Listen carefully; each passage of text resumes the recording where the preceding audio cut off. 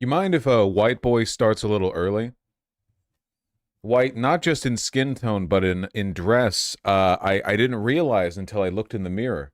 You know, I'm reflecting a lot of light right now.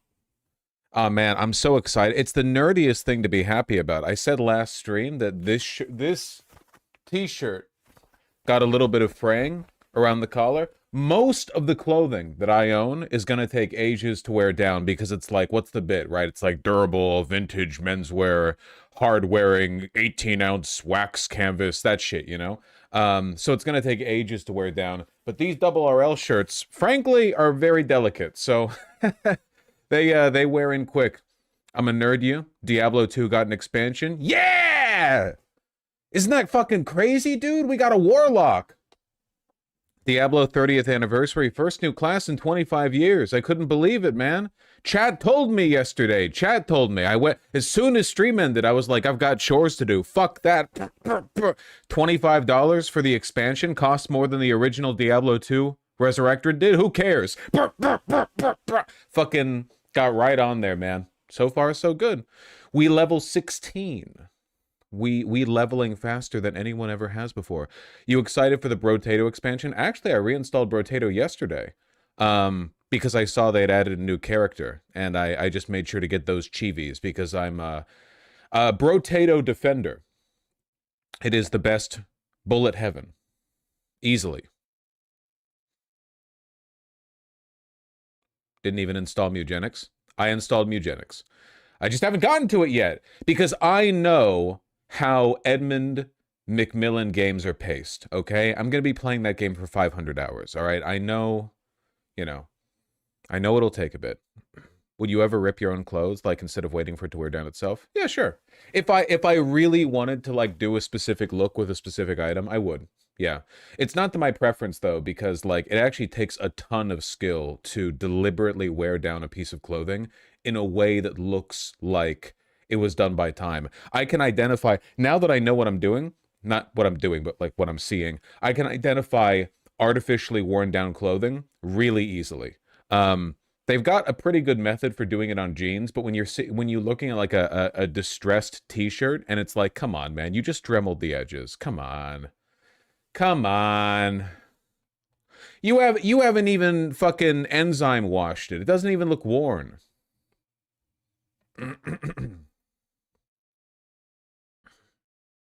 That's true.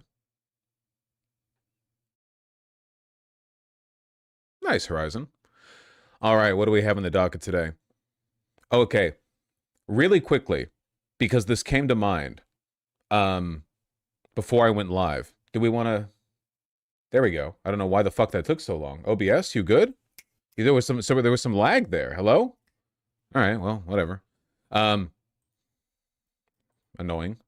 Encoding overloaded. Consider turning down video size. What? Okay, I'm sure that was just a blip. I'm sure that was just a blip. Okay. Huh, weird. Well, anyway, I'm putting this one out there. This is my bat signal, okay? This is my bat signal call to everyone. If anyone can ID the mesh shirt or tank top, I don't know which, worn by the model in the Imogene and Willie Madisonville jacket, I know obviously it's been worn down a bunch, but if you can identify this item, oh, it looks like it's a Henley. Wait, hold on. Diamond Stitch Henley? Is this 316? 316 Diamond Stitch Henley. No, not Henley, thermal. Not Henley, thermal. No, it's not. If anyone can find this Diamond Stitch thermal, goodness be upon ye. I'm just putting that one out there. If you know, gonna get some emails. Just don't waste your damn time, you know? Don't just take a guess at it, okay? If I was just taking guesses, then I would be doing it. Yeah, not a Henley. A Henley would have the placket here, yeah. Ah.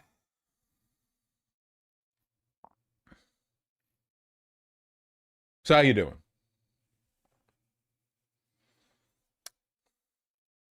That's true, Miss Genderlin. I'm a busy guy. Busy guy. I need some actually durable work pants for women because I'm a mechanic and I swear they just don't even exist. Just listen, just find some like find some duck canvas overalls, okay? You've got this.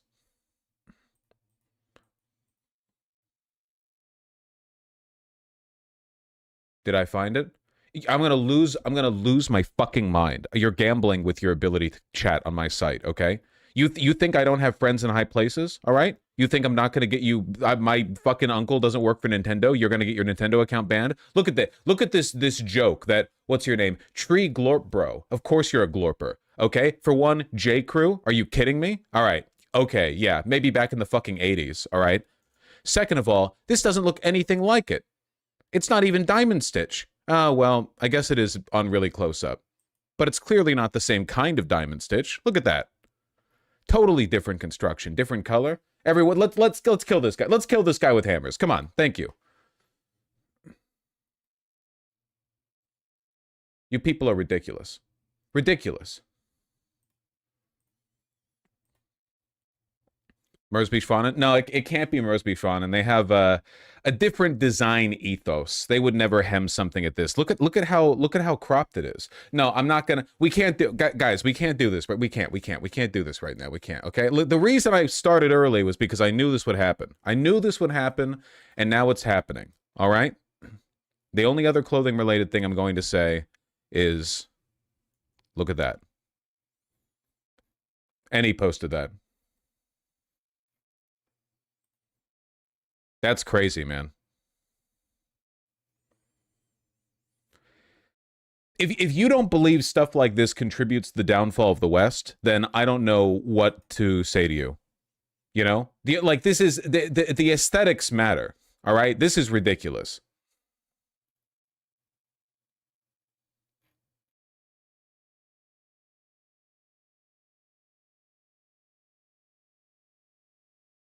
You found it off the Esquire link? Well, funnily enough, the very first thing you see on the Esquire link is Imogene and Willie. Actually, well, the first thing you see is this, and it's crazy. I recognize this model, just based off the crossed arms. Oh, you love a good waffle knit. Yes, sir. Cloud Merino waffle-based layer, wool, wearing wool on a waffle knit thermal. No respect for history, these people. All right. People have literally resigned over shit like this in Japan. Yeah, and that's why you don't see shit like this in Japan. You don't get the, like, the wretched, miserable fucking fits that you so often see in the West. Suits with cowboy boots can work. Sure they can. Here they're not. It's not about the rules, okay?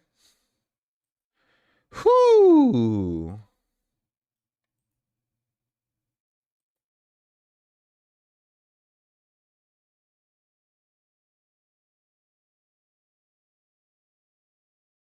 Oh my god, the text.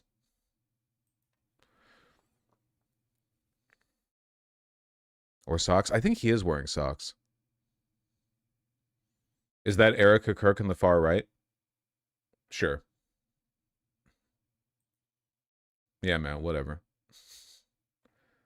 Who cares? Honestly.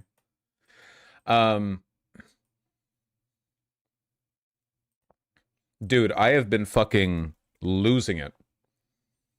I have been losing it over the discourse. I've been losing it for a couple of reasons. For one, I've been losing it because they updated Twitter and they no longer have the dark blue dark mode, which is infuriating to me, right? Like, now it's either white or black. Like, what happened to that dark grayish blue? That was fine. That looked good. I don't know why.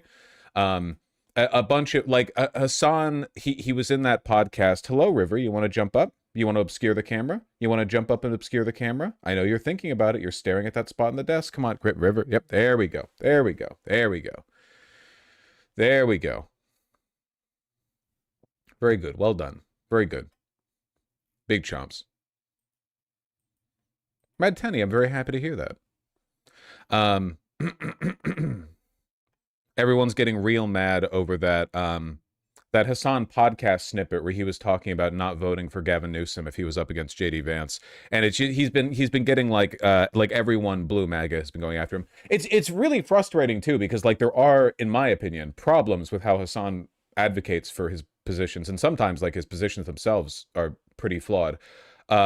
But the blue MAGA people are like the lowest IQ, like they're the worst. Imagine being a regime dog for a regime that isn't in power, doesn't want to have power, doesn't know what to do with power, and hates you. Like, at least being a regime dog for the Republicans, you get to like revel in the like malicious vindictiveness of like, well, 10,000 more brown people to the camps or whatever. But on the Democrat side, like, you're getting all of the affect, none of the effect. I have no idea what are you in it for? I don't understand.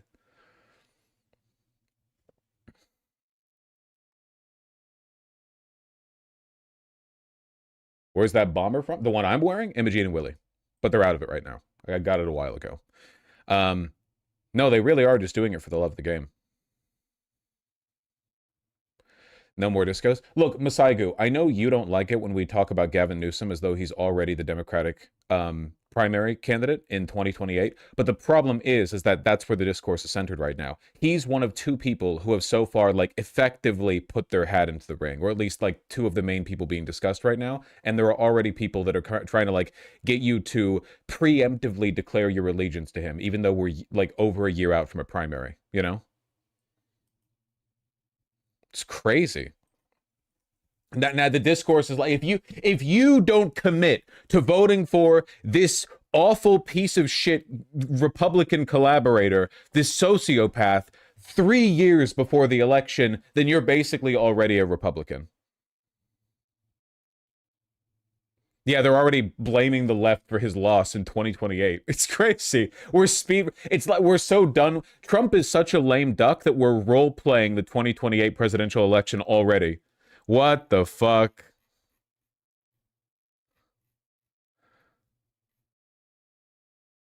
It's crazy. Where's that where's the clip, where's the Hassan podcast clip that prompted all this? Here we go. I found it, not you guys, for once. For him. Disappointed in Who Gavin do you vote Newsom. for, JD Vance or Gavin Newsom? Well, I'd have to vote for Gavin Newsom. Me of too. course, 100%. I wouldn't blink. No What doubt. about you, Hassan? I'd probably vote third party. You would? Oh yeah. I mean, at that point, it doesn't even matter. Like, because my policy on this is the same as like my refusal to endorse Kamala Harris.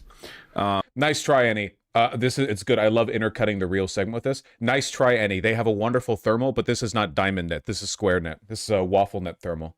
Whoa to the minds with ye.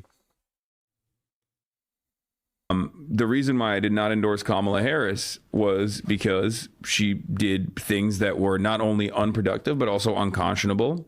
And I still stand on that. I still talk about it all the time because people constantly bring it up. They're like, you didn't sufficiently like promote Kamala Harris. You're the reason why she lost. And I'm like, I am incapable. There is no singular force in this country that is capable of. I don't like Hassan's argument here, but I will say it does kill me a little bit that there are Democrats who will unironically pretend that Biden did nothing wrong during his presidency and that Kamala Harris ran a good campaign.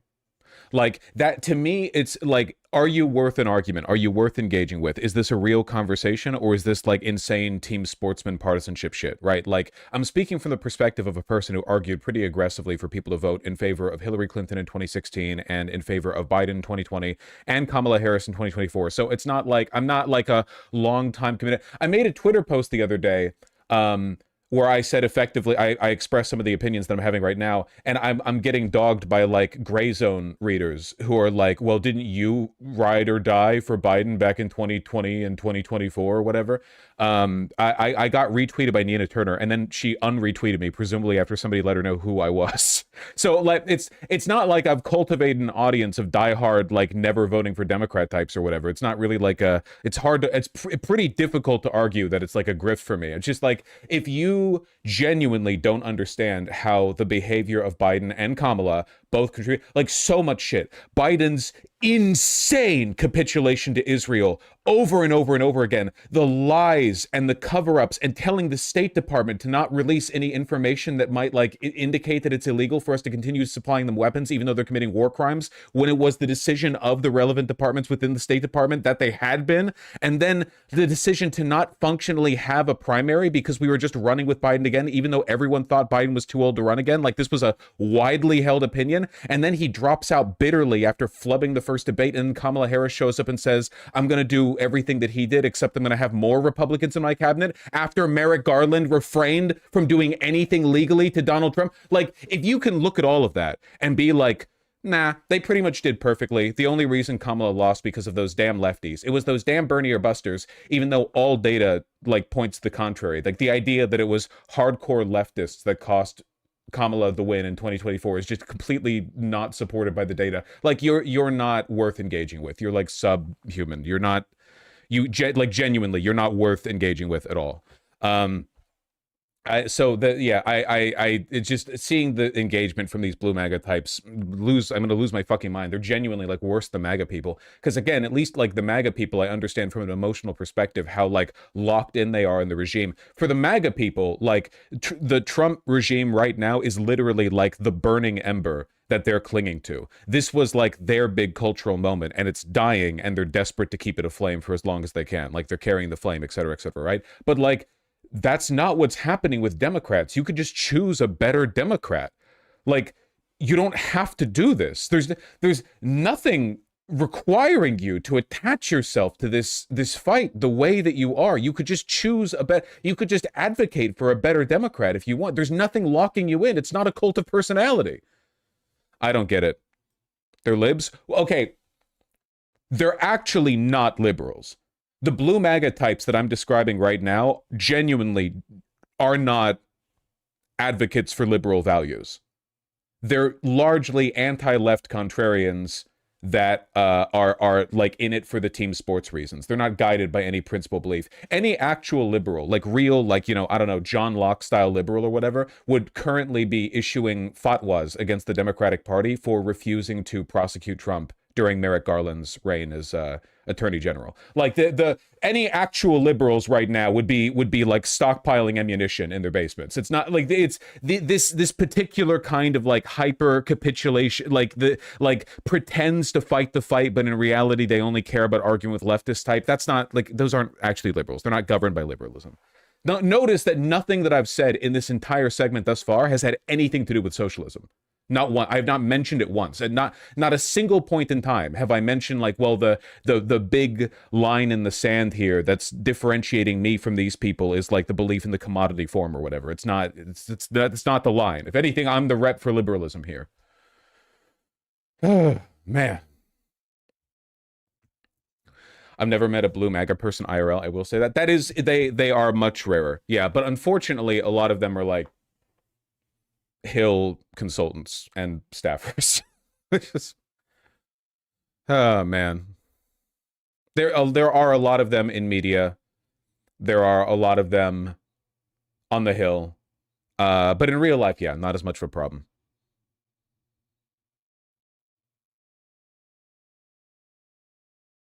Also, like, keep in mind that sincerely, Gavin Newsom is one of the top running preemptive candidates in the Democratic primary. Like, Newsom and Kamala Harris, the two people that Democrats most often like pitch for, you know?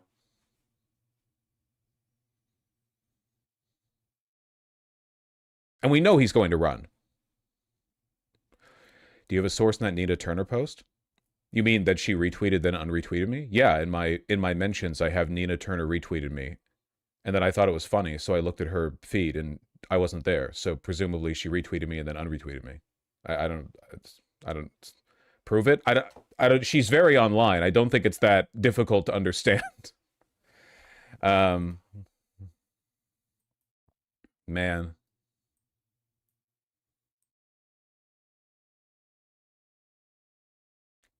Oh, the thing she retweeted was this post from the Gravel Institute. Remember those guys? In 2019, If Democrats nominate Joe Biden, he may win and will have 4 years of weak, feckless Democratic leadership. And then in 4 years, he'll be defeated by a Republican Party even more openly white nationalist. If you nominate an Obama redux, you get a worse Trump redux.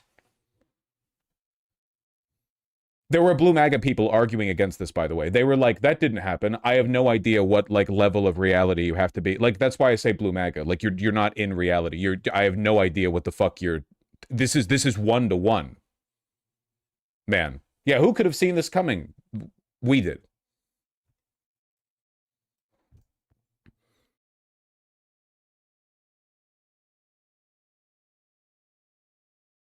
Prophetic. People, leftists were saying that ever since Biden threw his hat in the ring.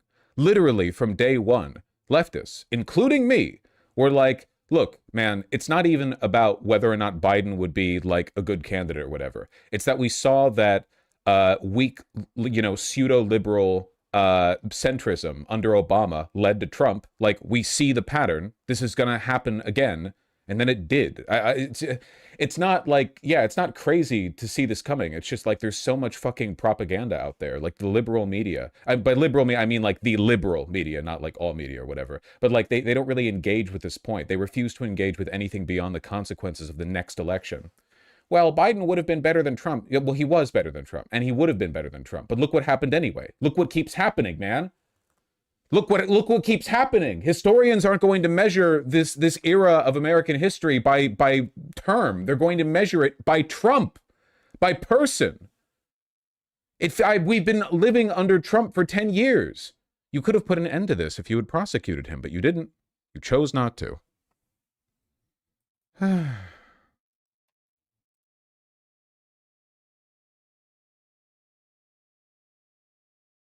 My dad sketched a portrait of you during one of your last streams. Again, I'm interspersing the real segment with this because I think that's delightful. As I do think this is delightful. It's recognizably the Capitol jacket too. That's so cute. Thank you, your dad.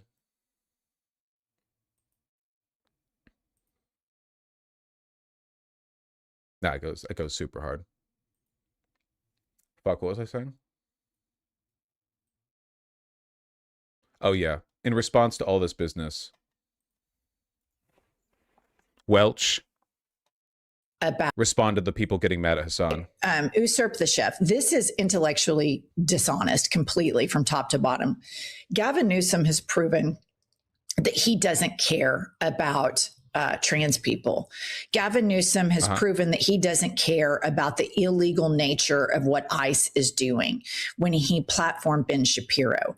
And so to put the... Got dog walked by Ben Shapiro. We watched almost that entire interview and it was insane. Ben Shapiro isn't even like a relevant figure anymore, but Ben just walked over him.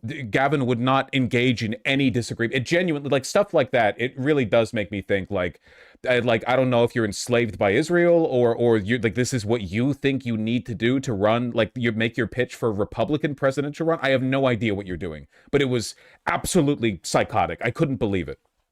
The burden of this on Hassan, who's saying, I'm not going to settle for a fascist collaborator who always is reaching to platform fascists and to find common ground with them. It's just intellectually dishonest because Hassan has a record of standing up for trans people. And when Gavin Newsom did that with Charlie Kirk, that pain. If that's the case, then why do I see so many post-FFS trans women say, hot tip, don't tell Hassan Piker you're trans when they post pictures of them with like bandages on their face, you know? Pain was felt through the trans community far and wide. And Pete Buttigieg did the same. And Rahm Emanuel came on my podcast and did the same. And so to say that Hassan doesn't care about marginalized groups is completely disingenuous because what he's saying is, I'm not buying the lie that Gavin Newsom does. I'm not buying that anymore. I don't think any of them actually believe that. There are seriously people on Twitter who are like, Hassan, you don't care about trans people. That's why we need to support Gavin Newsom. That guy who had Epstein collaborator and far-right propagandist Steve Bannon and white nationalist hyper-influencer Charlie Kirk on to agree with both of them, compliment them on the strategy, and specifically argue that the left went too far with regards to trans rights. Like, yeah, man, phenomenal allyship you've lined up here. Because each time I do, or each time we do, it incubates a more and more fascist culture. Here's the part of the video that they cut out that I think provides incredible context for the remainder of our conversation. Pop this up, Kylie. Enthusiastically. I mean, Newsom isn't even above water in California with voters. That's true, Masaigu, but never like underestimate Democrats' willingness to commit to a very bad and unpopular bid. If the deep state wants to commit $2 billion to ad runs with him, like they will run forward with him. I mean, this is literally what they did with Biden. Remember that in the 2020 primary, Biden wasn't even like a huge force coming in. Of course, he had the incumbency benefit of having been the VP, but like it was much more of an open race, I think, in a lot of people's minds. Not necessarily for Bernie, but I think people kind of expected it to be a bit more play, but everyone fell in line behind Biden in large part because of the centrally pushed narrative of electability, right?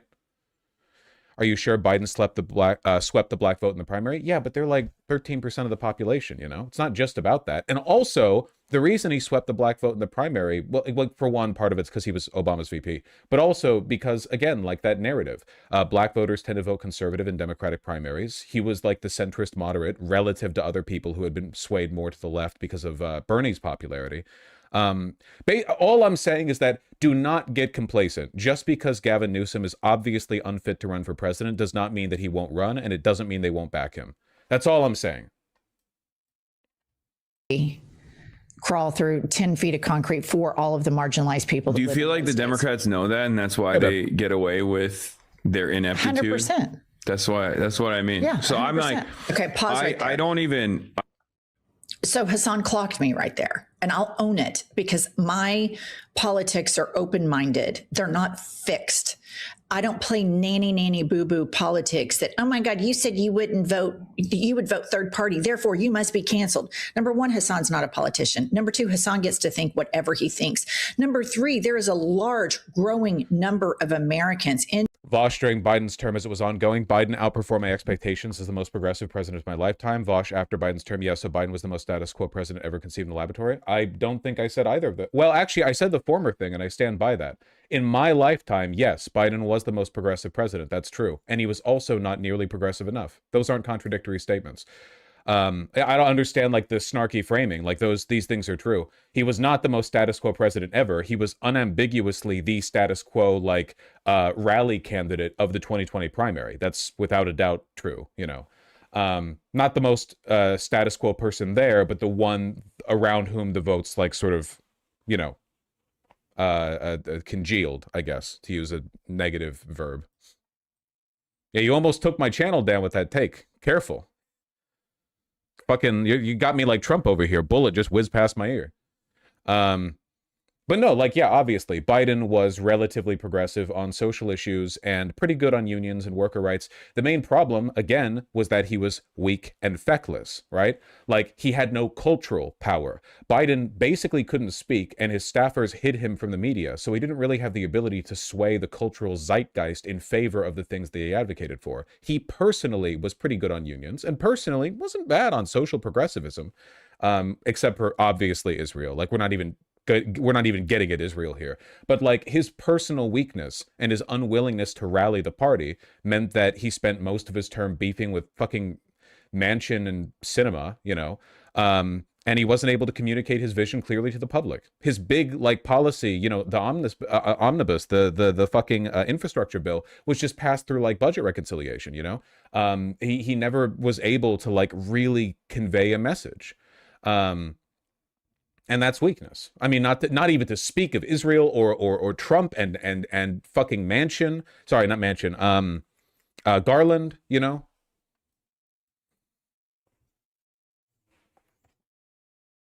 Gen Z and as millennials that have felt completely unseen and left behind by the two-party political system who hate and despise how much they suck up to corporations who see the moral duplicity in a Hakeem Jeffries, a Gavin Newsom, a Chuck Schumer, a Cory Booker, who take money from the MAGA corporate donors and also take it from them. And so when Hassan said that to me, do you think the Democrats know that and take your vote for granted? And I said 100%. He's right, because they do. Republicans fight so aggressively to expand their margins for like everyone. They do it dishonestly, like of course they're lying like the whole time, but the Republicans aggressively market themselves. They're always making the argument that you should vote for them. Democrats, sometimes it feels like they don't even know how to do that. Like Democrats don't even explain why you should vote for them anymore. They just look at you like this, fucking Baron Harkonnen face. That's not Baron Harkonnen, sorry. That's the guy from the Whale. That's different fat guy, sorry, or whatever it's called, but you get me. Like, they don't, I every time you get into a discussion like, well, what is a Democrat president going to do for me, it seems like the main argument Democrats have is like, well, he's not going to be Trump. It's like, that's great, man, but after the last guy who wasn't Trump fucking came back, so it seems like you're not really doing that much, you know. I have this red state trauma, so I end up thinking, okay, I'm going to do a harm reduction vote. The reason why this conversation is so important, listener, is because we have time right now to have these conversations and to move our politicians to a progressive populist. I respect this woman. She's great. Genuinely, she's very good. She's very good. I like her a lot. Platform.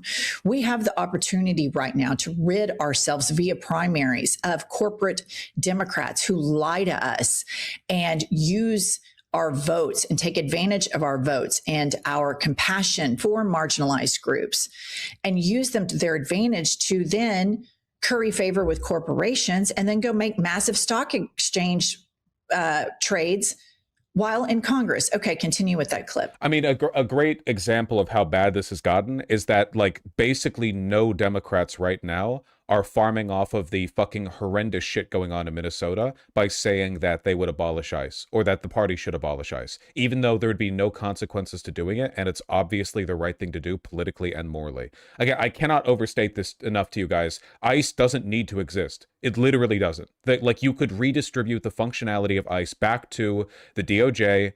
You could abolish the entire Department of Homeland Security and have all of its apparatuses fairly redistributed to the Department of Justice and the security apparatuses. And genuinely, it would work fine. It would work fine.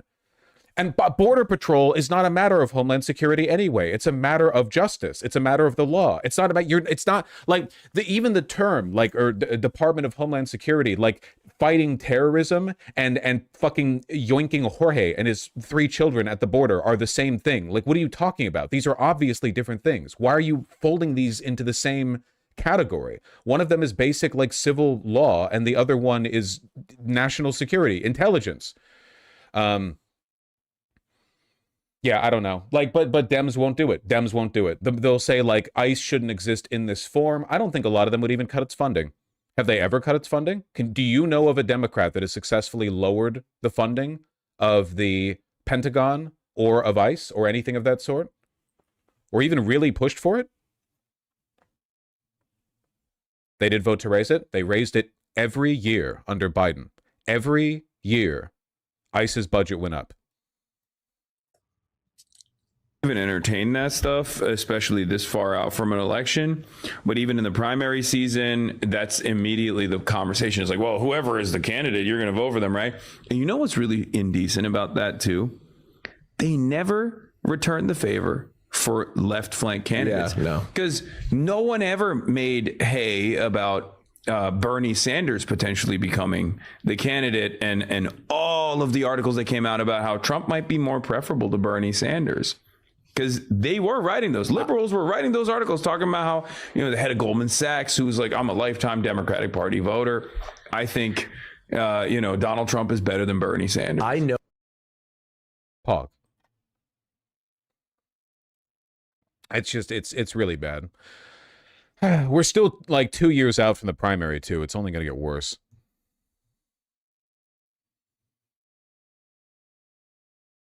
Didn't Kathy Hochul just return the favor to Mamdani? Hassan attacked it. Yeah, I disagree with him. I did like a 30-minute segment disagreeing with Hassan there.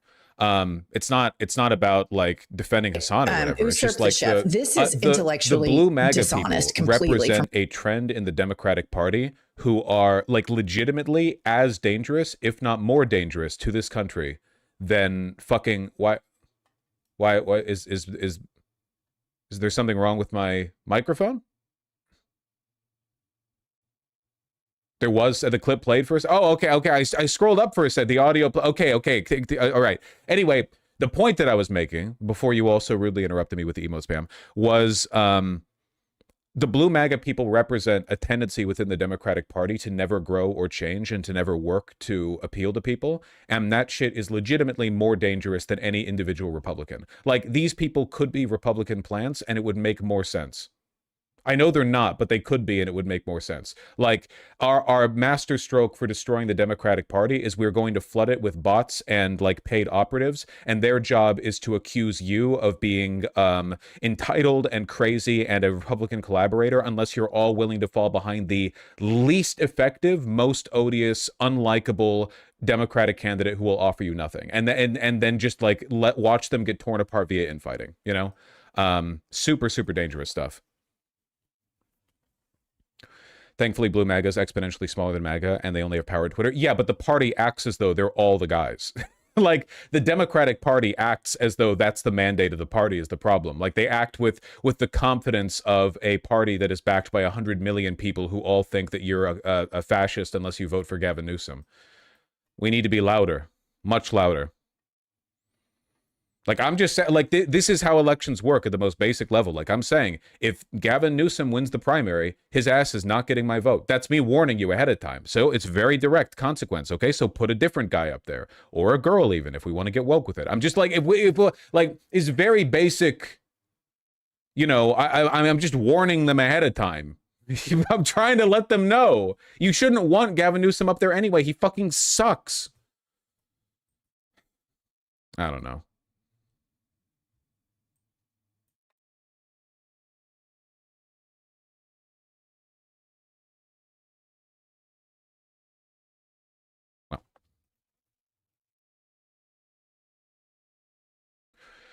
Who would you be voting for? If it really did end up being Newsom versus JD Vance, I think the best outcome morally, long term, would be the lowest possible turnout on both sides. Like, no matter who wins, if the total turnout was like fucking like the 35% or some insanely low number like that, that would be the best case scenario, I think. Because the idea would be like a reaffirming, like, you wanted to make it very clear nobody wants either of these people. These people are both fucking awful. Like, I think depressing the vote as much as possible would be the morally, like, it would be the harm reduction option, you know? That way, if Gavin Newsom wins, everyone knows nobody really likes him. If JD Vance wins, likewise. The fact that neither of them are actually popular means neither of them can get much done, which is fine by me, because JD Vance will be disempowered and Gavin Newsom wouldn't be able to do anything anyway, because he's a feckless Dem who would just like cede power to corporations. You don't need to be that powerful if you're just a status quo candidate. So yeah, having the voter turnout be as low as possible there would probably be the best possible option. That would be like the most morally beneficial long-term direction to go in.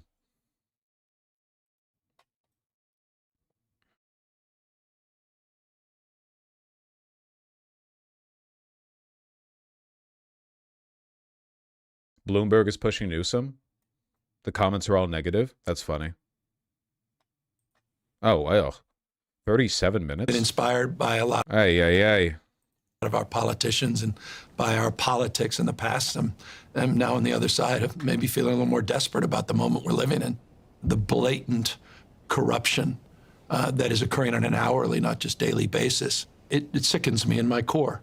As an American, as sound very sincere, very broken up about it. A father, as a husband, as a guy who grew up in the Bay Area, and to watch some of my old friends participate in that, I need to be more accountable to this moment. Why should people trust you? Trust me. I mean, I am who I am, and I've been a...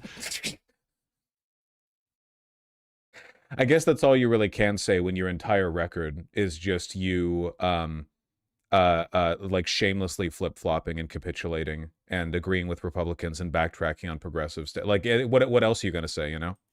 I've been an open book for decades, and people that know me best have elected me to many offices. There was an effort to recall me in the last 3 elections. We won by margins of 20+%. So, I mean, that issue, I think, has been substantively addressed for the... That's such an dude. We won by margins of 20+% in an insane recall vote in a blue state for a Democratic governor. That's insane. That's not something to brag about, man. Jesus Christ.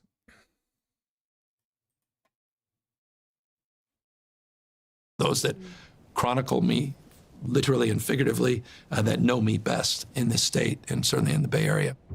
The person who knows Newsom best of all is his wife, Yeah. Jennifer Siebel. Really, like, honest journalism here. Phenomenal stuff.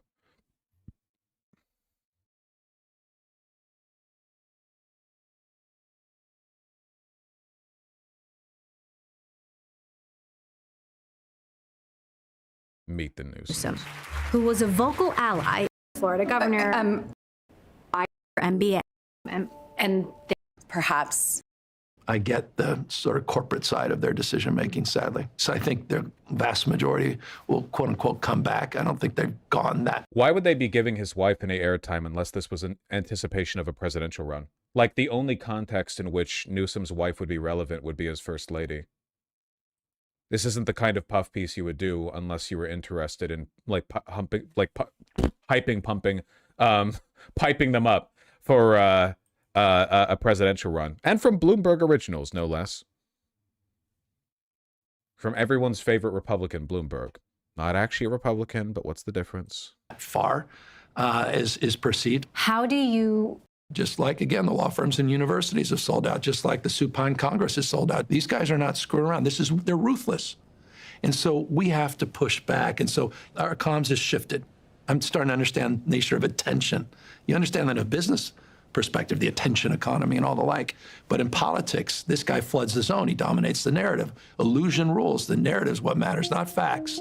And so we've got to fight with fire.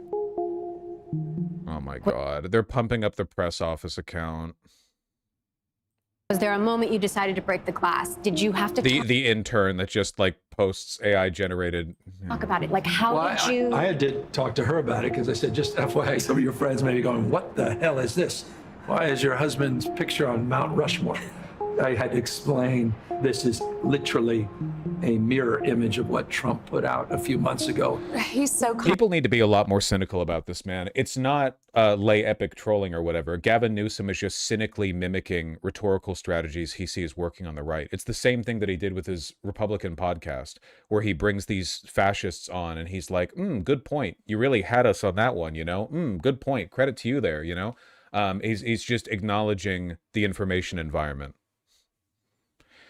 Yeah, the narrative that he hates Republicans more than anything else is fucking insane. Like, he does not. He's one of the most openly collaborationist governors, if not the most, out there.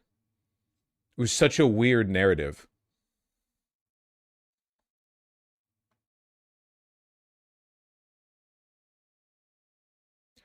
Do you think of Newsom as to the right of Biden? I don't understand how, when you have videos like this of him 20 years ago illegally organizing lesbian marriages. Those things are incongruent. You're making the mistake of assuming that Newsom believes in anything. Newsom doesn't personally have an issue with gay people marrying because it doesn't get in his way, but he would happily sell out the rights of queer people if it gave him the presidency, or if it helped him achieve, like, a broader like, consensus within Congress. He truly does not believe in anything.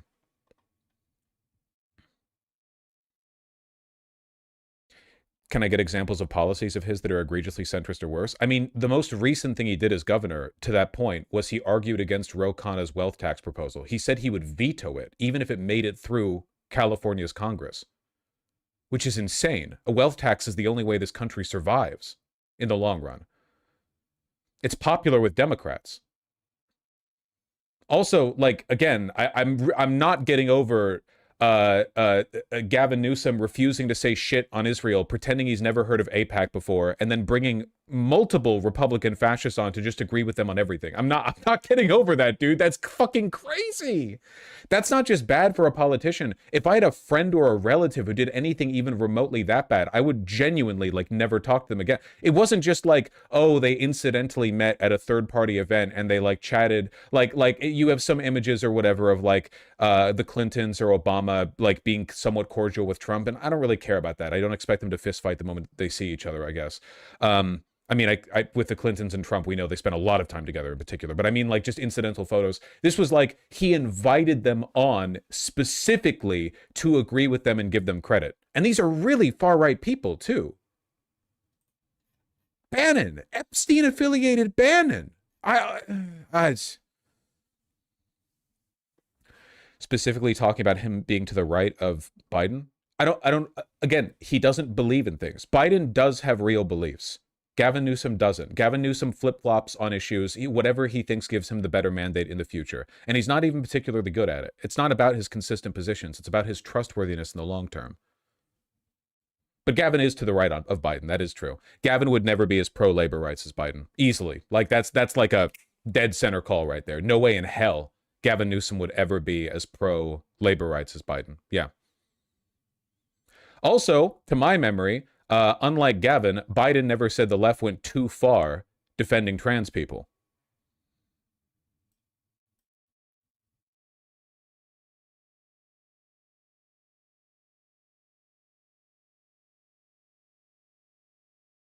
Wait, Biden was pro-labor rights? Yeah, Biden was pretty good about that. One of the best presidents in American history. I mean, hard to beat FDR, but yeah, he was pretty good about it. Not perfect, but pretty good. He was pretty good on queer stuff too. Yeah. Would you describe Newsom as Machiavellian? Yeah, but bad at it.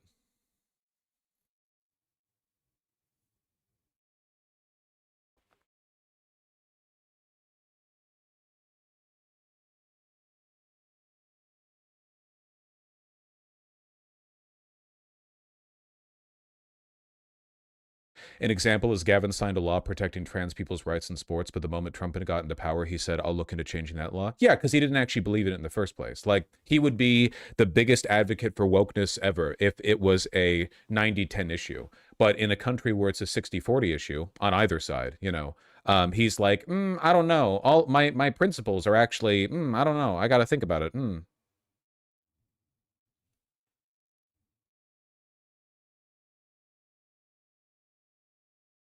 Newsom has done more for trans people than for most governors. He's the governor in California. He just signs the bills. I feel like you're deliberately misunderstanding me, okay? He does what he thinks gets him power. I'm not saying he's the most reactionary person on earth. I'm saying that he will shift to adopt the positions that he thinks benefit him. He's not principled, which is why you can see multiple multi-hour interviews where he talks to fascists and agrees with them and refuses to defend positions that he ostensibly has, because he's softballing, he's soft pitching the idea of like being this unifying centrist candidate who will correct the mistakes of the left and not go too far, but also will be more responsible than the worst elements of the right. That's his point. Like, that's the point that I'm making here. His actual record is almost immaterial, but his record is still pretty bad.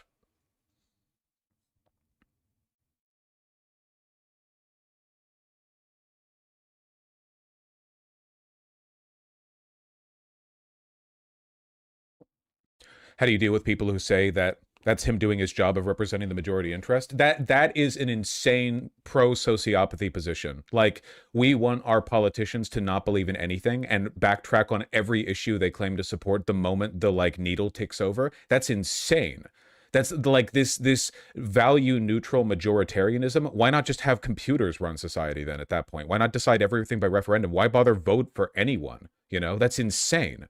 Not to mention, like, you have the responsibility to persuade voters, right? Like, voter preference doesn't shift on its own. Stuff happens to voter preferences over time. And also, he's really bad at it because he had Steve fucking Bannon on his podcast and agreed with him on shit. Do you think that's the majoritarian opinion in California or in the country? That's just like listen, okay? I know the Democratic Party is quaking in their boots. I'm letting them know they're on notice. I'm not voting for him. I'm sorry. I'm letting them know I'm being responsible. It would be irresponsible of me to withhold that information up until the last moment. You know, I'm letting them know. So find a different guy. Don't find a worse guy, preferably. Seems like this Bannon thing is a poison pill for you. Yeah. Yeah, it's pretty bad. Bringing one of the architects of the MAGA movement, who is also a longtime friend of Epstein, genuinely one of the most evil people with any influence on the White House, to bring him on to agree with him on his strategy. Yeah, that's pretty bad. That's, yep, yes, sir. Listen, if I'm willing to stop supporting Noam Chomsky over that affiliation, you fucking bet I'll do it with Gavin Newsom, okay? Noam Chomsky is a hell of a lot more impressive of a person than Gavin Newsom. If I'm willing to drop Chomsky, I'm going to drop Newsom over it too. I think that's a pretty easy call.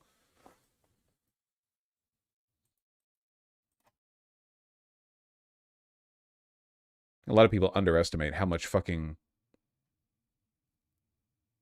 Okay, so you're throwing your hands up, total retardation. I don't think you're really capable of engaging with what I'm saying. That's okay. It's the literacy thing again. We've had this discussion. We had it yesterday. Sometimes like the conversation, the talking points just go right over people's heads. There's not really anything you can do. If JD Vance wins, he'll be worse than Trump not voting against this moronic. You're genuinely just several levels behind the conversation. It's not even necessarily your fault. Why do people keep defending Newsom? Masaigu, because a lot of people don't care about outcomes. They just want fealty to the Democratic Party. And there are people who watch me and think I'm one of the good ones because they perceive my deference to the party in the past as unlimited loyalty. Because I thought it would be better if Hillary Clinton won, or if Biden won, or if Kamala Harris won. But they thought that was like an axiomatic position. They thought that was something that I would believe no matter what. That there was no set of conditions that would change my belief on that. But, of course, I'm a consequentialist. I think consequentially the harm of Gavin Newsom winning would be greater than the harm of JD Vance winning. So, the harm reduction candidate, JD Vance. I'm sorry. Well, the harm reduction there would be the lowest voter turnout possible.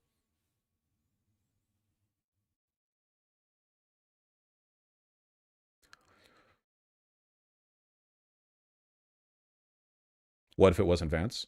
Well, I don't know. I guess we'll have to see. A lot of stuff can change in the next 2 years. Great way to go after disaffected voters. Yeah, do the vote shaming, or like the preemptive vote shaming 2 years before the primary is pretty crazy. I'm not gonna lie. That's a pretty interesting strategy. Like just anything that puts you in a position where you have to defend Gavin Newsom, a wretched piece of shit, just insane to me. I don't know. Like if anything, you'd think you'd be pitching like Pritzker or something. I mean, there are far better Dems.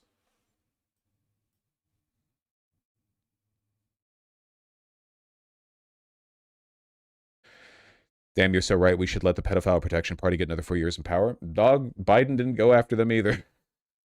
Merrick Garland could have gone after Trump. They had plenty of shit, plenty of FBI files they could have released. There's a lot of stuff they could have done. They did not fucking do it, okay? Also, Biden protected Israel, and that's a pedophile country, so, you know, you get it.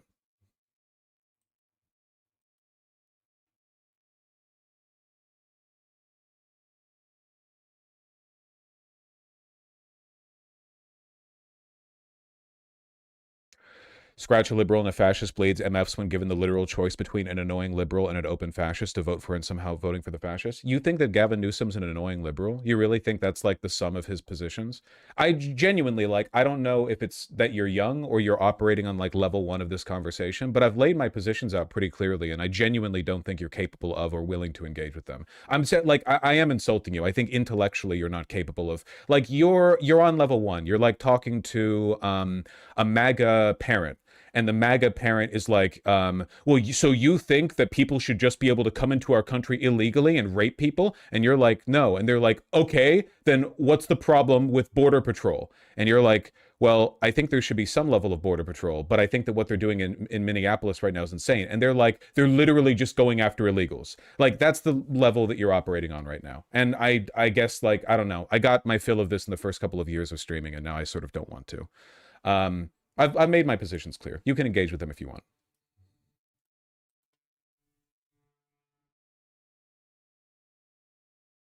Will you bring back debates at some point? Oh yeah, having this conversation is really revitalizing my interest in having debates. Looking at chat, engaging in the.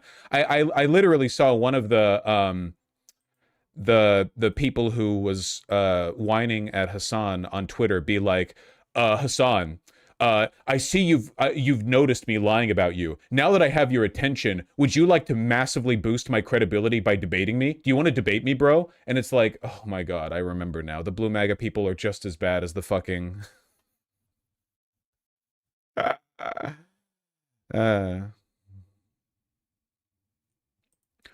Vosh, I kind of feel like you're at the point where if you're saying the unironic open fascist is the harm reduction choice, you kind of have to sit down and evaluate whether you've lost the plot or not. But I've talked about this for hours. I have engaged with it. You're the one who doesn't understand. That's the reason why you're simplifying my position down to like the bare bones, reductio ad absurdum, so that you can feel smarter than it. But you don't understand the position you feel smarter than. You don't understand. For instance, I think like for me, the clearest argument is this.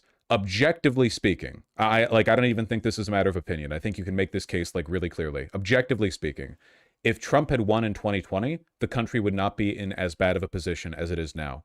What Biden did by winning and then doing nothing with his presidency to stop Republicans was give him 4 years to recoup. Then Trump came back with a whole cabinet full of loyalists and has done unimaginable harm to the country that'll last decades, if not centuries.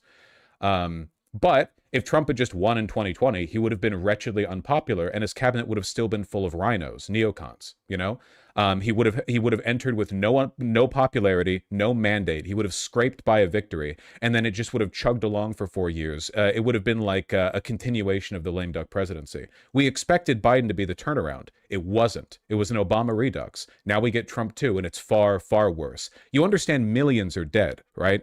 The cancellation of U.S. aid. Today, the EPA no longer abiding by the legal decision that allows them to fight climate change. The consequence of Trump winning this time with these people under Project 2025, we're talking millions dead. 7, possibly 8-digit death counts. None of this would have happened if Trump had won back in 2020. He would have mishandled COVID, to be sure, but I think that in the long run, the consequences of that would have been less bad than what has happened here in this.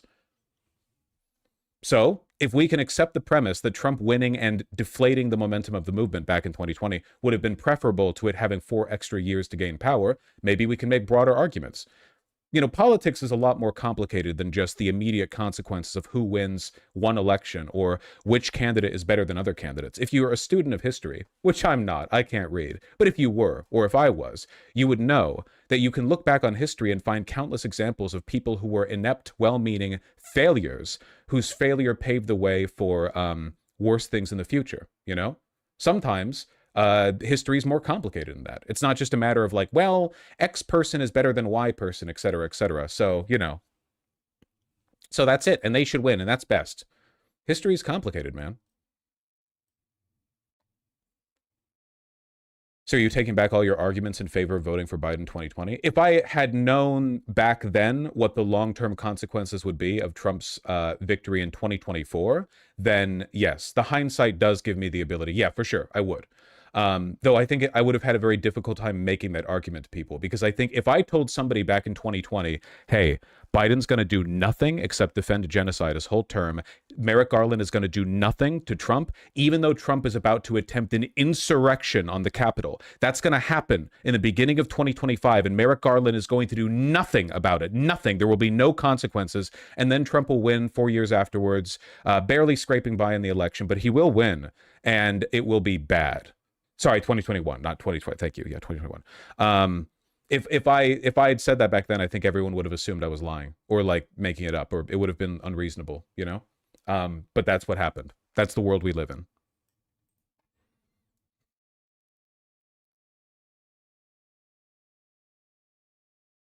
You made the best decision with the information available at the time? Yeah, of course. Yeah, I'm not ashamed of that. Sure. Like I hope that over time I learn more and I continue to evaluate what I believe. Yeah. I'm not saying what I'm saying out of vindictiveness. I'm telling you guys that the future of this country right now rests on the ability for the Democratic Party to find somebody better than Gavin Newsom. And if they can't do that, I would rather a massive low turnout election where people maintain their belief that things can be better. That to me is it's the real death. That's the big death knell, like the big funereal bell that would truly end this country. It would end any chance of anything ever getting better.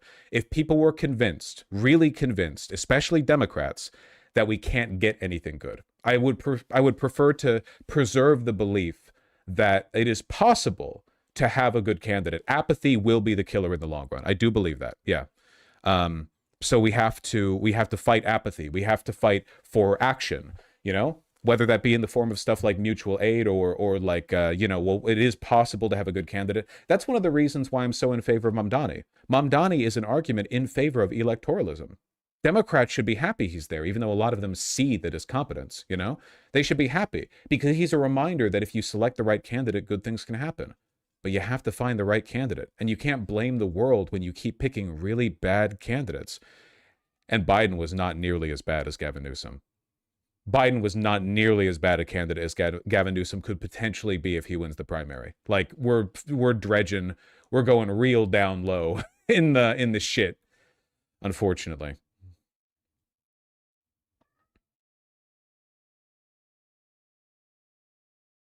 Vosh, I'm sorry, but this is such an autistic way of deciding who should be the president. Again, I don't think you're capable of a really autistic way. I don't think you're engaging with this with the sort of casual parlance of somebody who's fitting it into categories. You can't engage with it on its own level.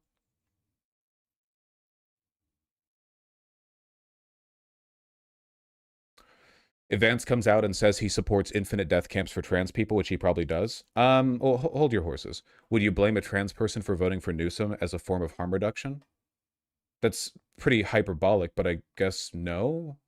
I don't know. Probably not. It's not really the level that I'm operating on right now. I don't think that J.D. Vance would be able to do that if he won the presidency, because I think he would be extremely unpopular if he won in 2028. I think, if anything, probably trans rights would grow more prominent because their support for them would be juxtaposed against an extremely unpopular presidency. It's kind of happening right now under Trump. There was a window where trans people, like support for trans people, plummeted, and that was the end of Biden's term. Right now, it's going back up. Seriously. Take a look at polling with regards to a bunch of progressive issues, whether that be whether or not this country needs more immigrants, whether or not that be like support for queer people or whatever. Everything was trending downwards at the end of Biden and now upwards because of Trump. And that's because of negative polarization. People see what these ideologies look like in practice. You take a look at the White House. Oh, that's what transphobia looks like? Those guys are fucking retards. You know, I'm like, I don't believe what I believe flippantly, and I'm not benefiting financially from this position. It's not as though like there are millions of me, like who's gonna donate to me? Gray Zone viewers? These people fucking despise me. If anything, I risk like a larger departure from people who have been more pro-electoral. I'm just letting you guys know what I believe and why.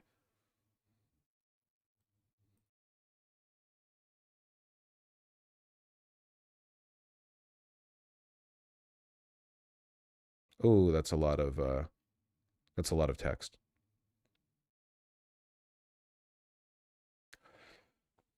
Why are we even having this discussion? Vance doesn't stand a chance anyway. Because it's a broader like thought experiment about the responsibility of the Democratic Party to provide a good candidate.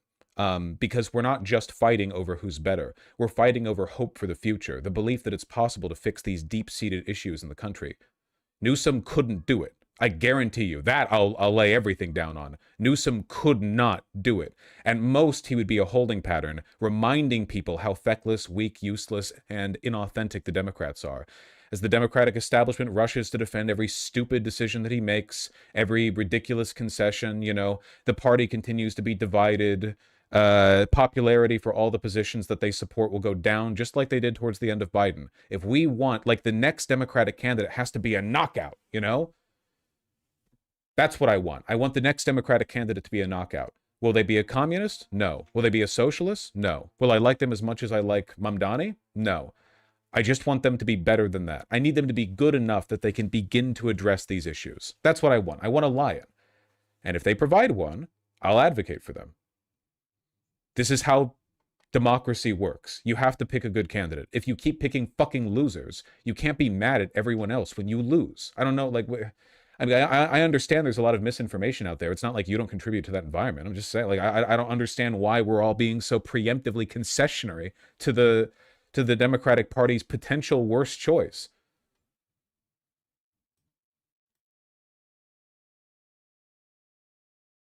Sheesh.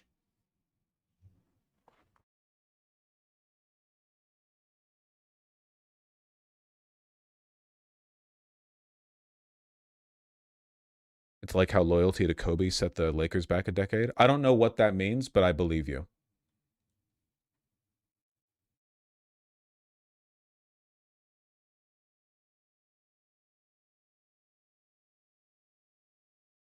My bad for the text. It's okay, Xenosway official. It's just a lot of stuff to engage with. A lot of stuff to talk about. So a lot of people engage with this in a very chauvinistic way, which is unfortunate because it's very, very, very important. A 4-year holding pattern would be better than Vance. But after the holding pattern, you might get a worse Vance. That's what happened with Trump.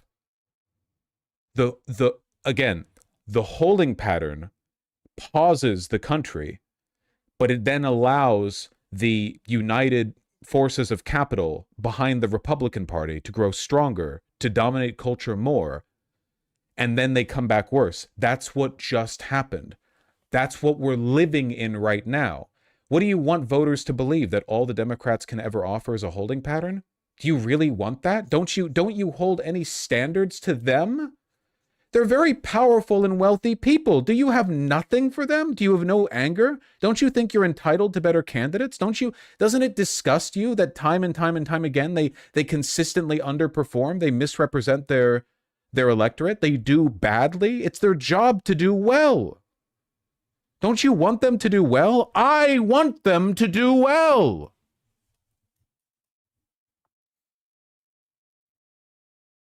It's ridiculous. It's just like there's like nothing they can do. Many people don't have the privilege to virtue signal their way through another 4 years of fascist admin. I think that's a disconnect. Virtue signal? Okay, thank you for confirming my prior. You actually don't understand what's being said here. Word slop. Yeah, word slop. That buzzword had nothing to do with what we're talking about. There's genuinely no connect. You pulled it up because you wanted some kind of invective to throw in there. You wanted like a negative term. You actually don't understand the point being made. It's crazy. Virtue signal? What virtue? It's a lot. Again, it's the literacy thing. It's the literacy thing. It's the literacy thing. It's the literacy thing. It's the literacy thing.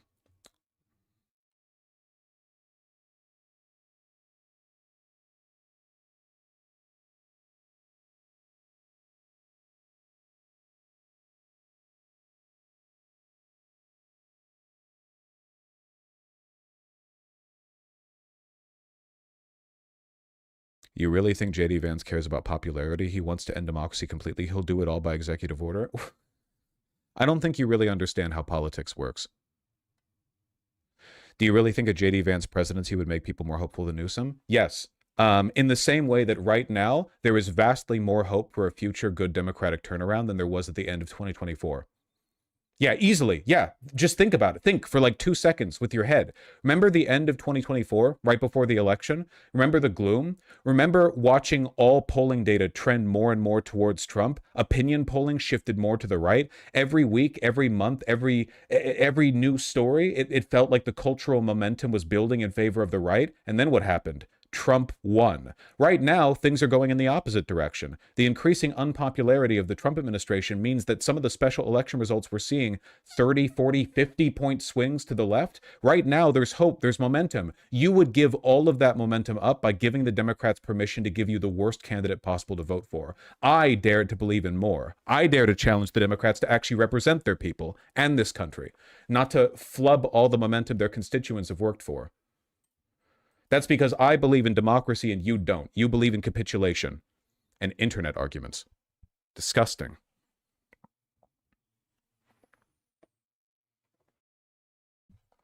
It's just crazy that we've lived through so much in the past decade that all the arguments you're making can be disproven just by observing stuff that's happened within your lifetime. You don't even have to make Historical arguments.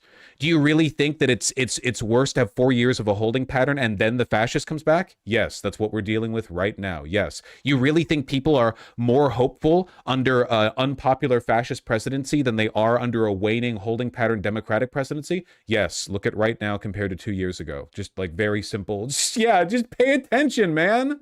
You just want to have arguments. I just want to. I'm ascending to the enlightenment plane, and you're down here in the shit. There's nothing I can do about it.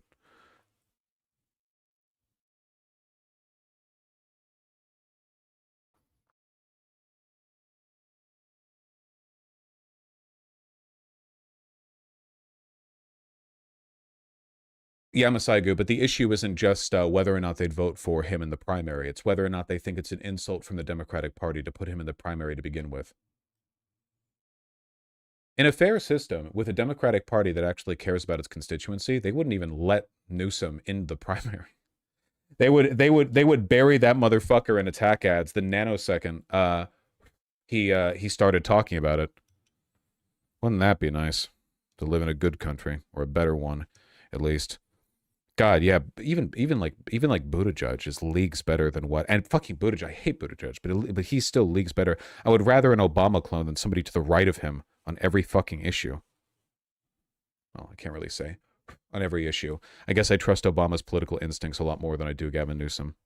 Machiavellian, princeling little fuckwit. Why are my glasses so dirty?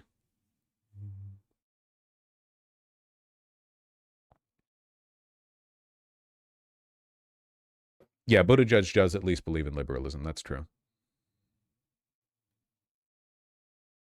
Amid popular shifts, some Democrats are urging a more moderate approach to success in midterms. Yeah, sure. Oh, the new Democrat coalition? Aren't these literally all like paid millionaire fucking deep state affiliated consultants? Sharing this info with CNBC, the business network? Come on. These people, again, like these people, the only thing that you should get from this, the only lesson you should learn from this is that capital wants moderate candidates. And we hate capital, okay? However moderate you may think I've been on Democrats in the past, don't get me wrong. Don't get it twisted, okay? The complete abolition of these people from public and professional life is a necessary step towards saving our democracy. That's not a socialist position. It's a liberal one. If you want to defend democracy, liberal democracy, this shit has to go. We cannot have these millionaire-backed consultancy groups dictating policy to our detriment anymore.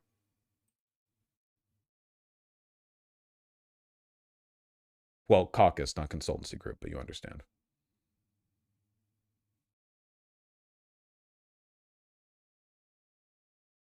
Well, you're one of the good ones, Ben.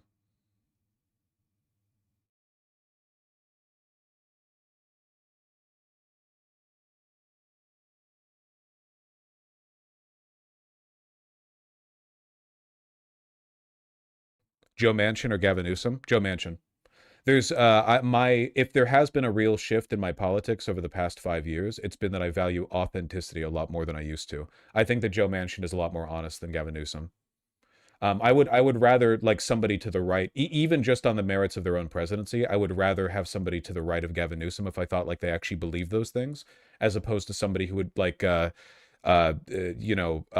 spinelessly adjust to appeal to any group possible. Also, I really don't think Joe Manchin would have a podcast where he sits down with an Epstein-affiliated fascist propagandist and agree with him on everything. Maybe he would.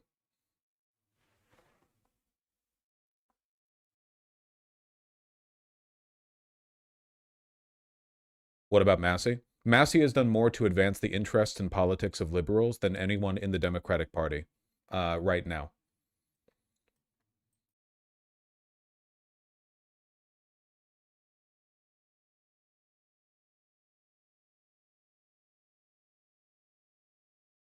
I hope so, Notes. Except Ro Khanna? Yeah, I mean, yeah, they're in this together on that, yeah.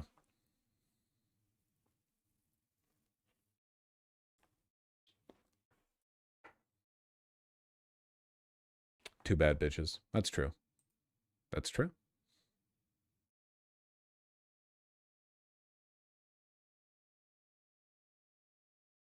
We'll see, Masaigo.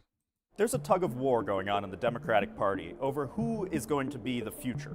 You have groups like progressives, like Senator Elizabeth Warren, Senator Bernie Sanders, who have made headlines with big, splashy populist proposals that would really lower costs for a lot of Americans. These movers and shakers want the Democratic Party to respond to the 2024 losses by watering down our economic agenda and sucking up to the rich and powerful, claiming that a less progressive Democratic Party will win more elections. They are wrong.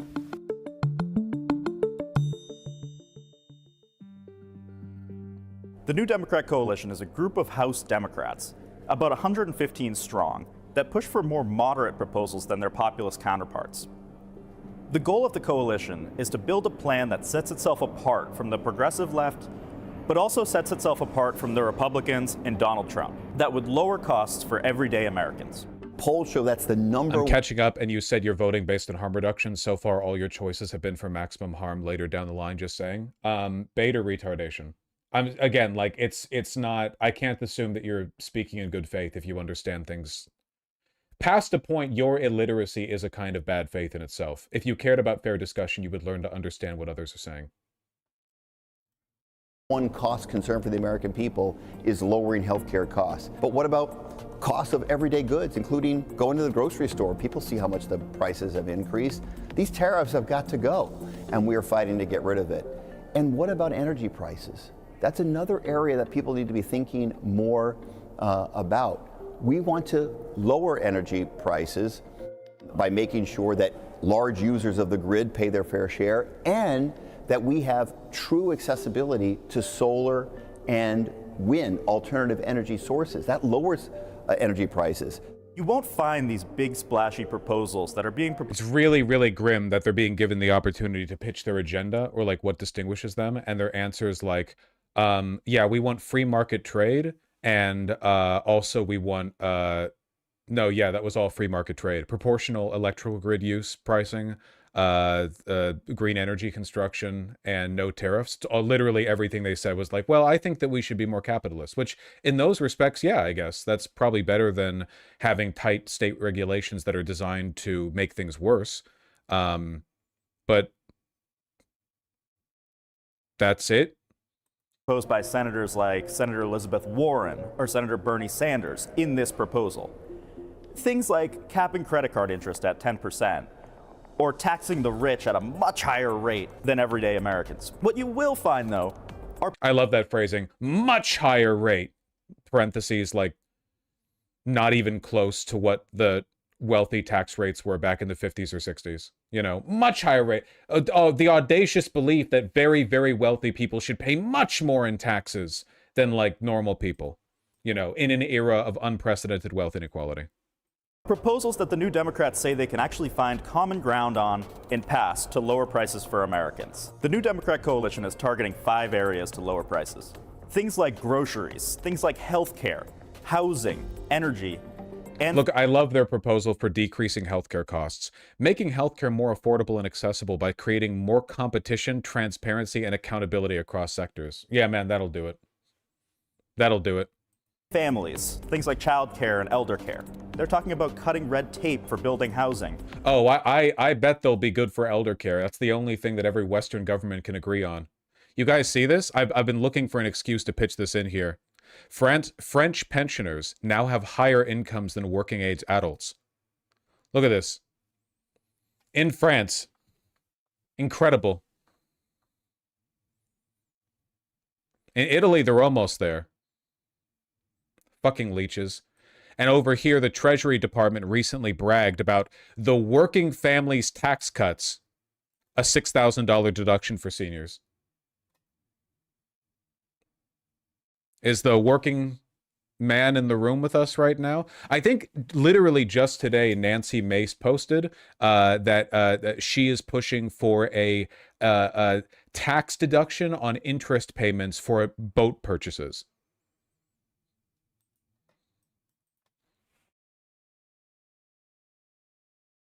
I think that was just today. I saw that just today.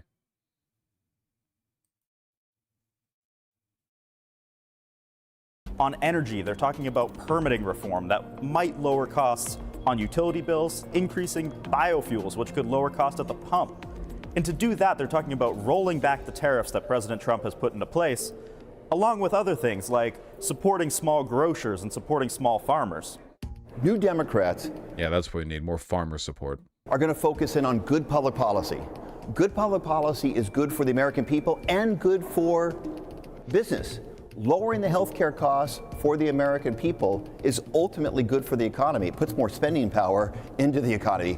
We've seen the New Democrat coalition strategy work well in recent elections for governor. Two Democrats, Abigail Spanberger and Mikey Sherrill, both won governor's races in their states on moderate platforms that are more in line with what the New Democrat coalition is proposing Biofuels is a corn subsidy dog whistle? Yes, it is. We shouldn't have biofuels. than the progressive side of the Democratic Party. There's a lot at stake for the Democratic Party in the upcoming 2026 midterm elections, including whether they're going to take back power in Washington. We can only win this election if independents and moderate Republicans want change. They want to see elected officials who will really fight to lower costs. And that's where the New Dems come in. We can best appeal to independents and moderate Republicans so that we can deliver the majority to Congress for the Yeah, you've been doing... Like, imagine pitching this like, oh yeah, we'll be able to work with Republicans in the year of our Lord 2026. Like, Jesus Christ.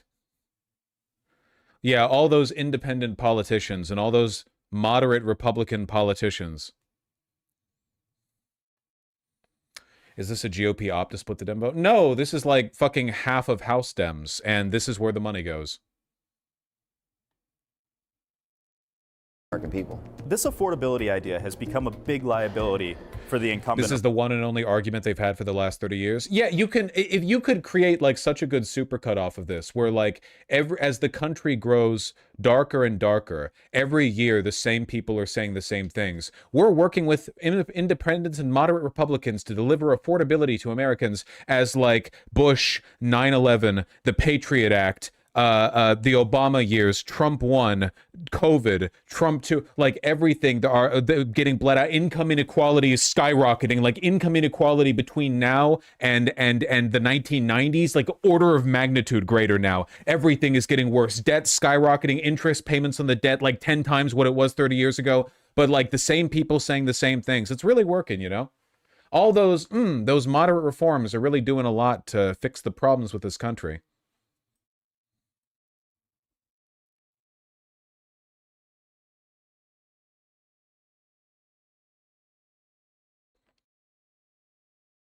I thought they learned from the Obama years. Well, it's not a matter of them learning. They're like paid to be like this. They have close ties to lobbyist groups that want them to stay this way. And if they ever stop being a politician because they get elected out, they get a $500,000 a year consultant position on the board of one of the companies they worked for while they were in office.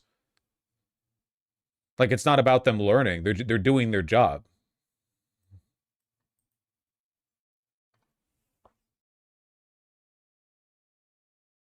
Republican Party. Public polling has also indicated that President Donald Trump's approval rating on the economy, once a very strong issue for him, has rapidly deteriorated. The president finds himself in the 30s on the economy, basically underwater. There is a percentage of the population that supports a lot of these more... Why can't we do biofuels? Watch the recent Technology Connections video. He does a better job explaining it than I ever could. ...progressive policies, especially in urban centers and northeast states. But we've never really seen them catch on among the median voter, the bulk of voters that Democrats need to make a majority in Washington. Neat.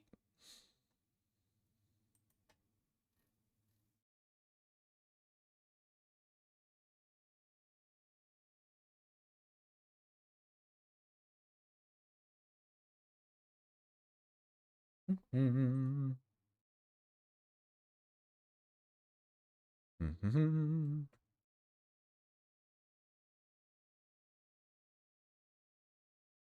UK segment? No.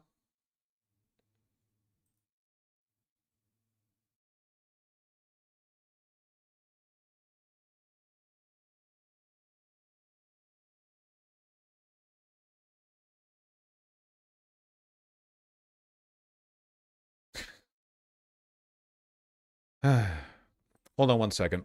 I hear stuff outside. I think the neighbors are being noisy. Let me close a window.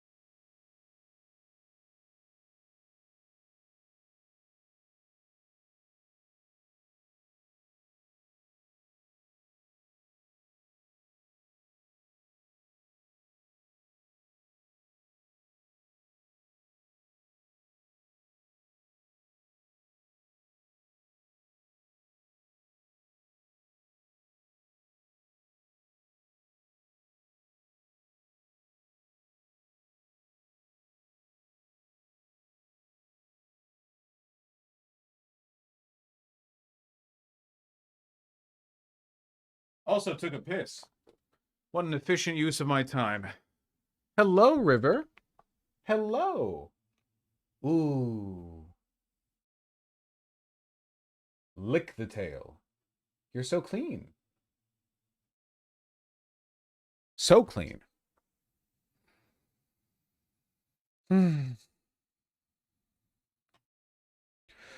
A majority of independents are pro-Palestine. I wonder why they don't advocate for the Dems being pro-Palestine. Yeah, it's kind of funny how all of those abundance types were like majoritarians or popularian, whatever the fuck they call themselves. Like, I just advocate for what's popular, ignoring the fact that you can shape public opinion. And then when it turned out a bunch of like really left-leaning, economically populist proposals were popular, they were like, well, hold on, actually, we can't do that. How interesting.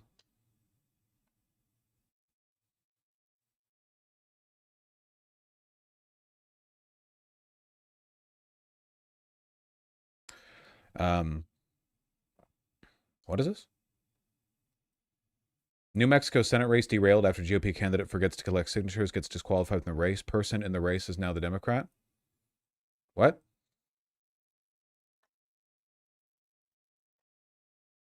Well, we love a layup. We were already pretty much guaranteed to get this Senate seat, but first time in modern New Mexico history that a U.S. Senate race features only one major party candidate. That's pretty funny.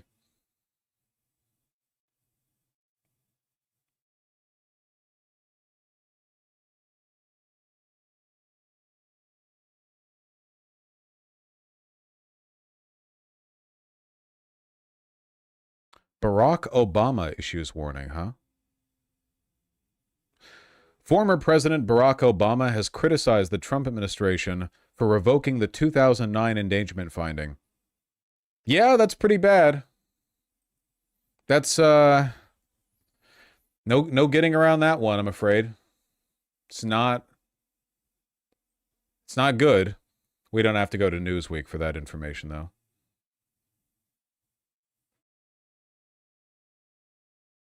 Revoked a scientific finding. Central basis for U.S. action to regulate greenhouse gas emissions and fight climate change. The rule finalized by the EPA rescinds a 2009 government declaration known as the endangerment finding that determined that carbon dioxide and other greenhouse gases endanger public health and welfare. It took us all the way to 2009 to engage in that, to determine that. We knew they were going to do this, of course. This one's been on the chopping block for a while. Legal underpinning of nearly all climate regulations under the Clean Air Act for motor vehicles, power plants, and other pollution sources that are heating the planet.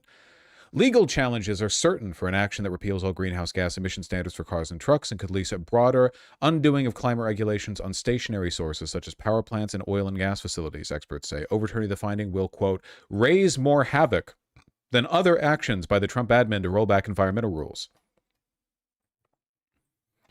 Would it be a little bit too callbacky of me to point out that the Trump admin wouldn't have done this if they had simply won in 2020?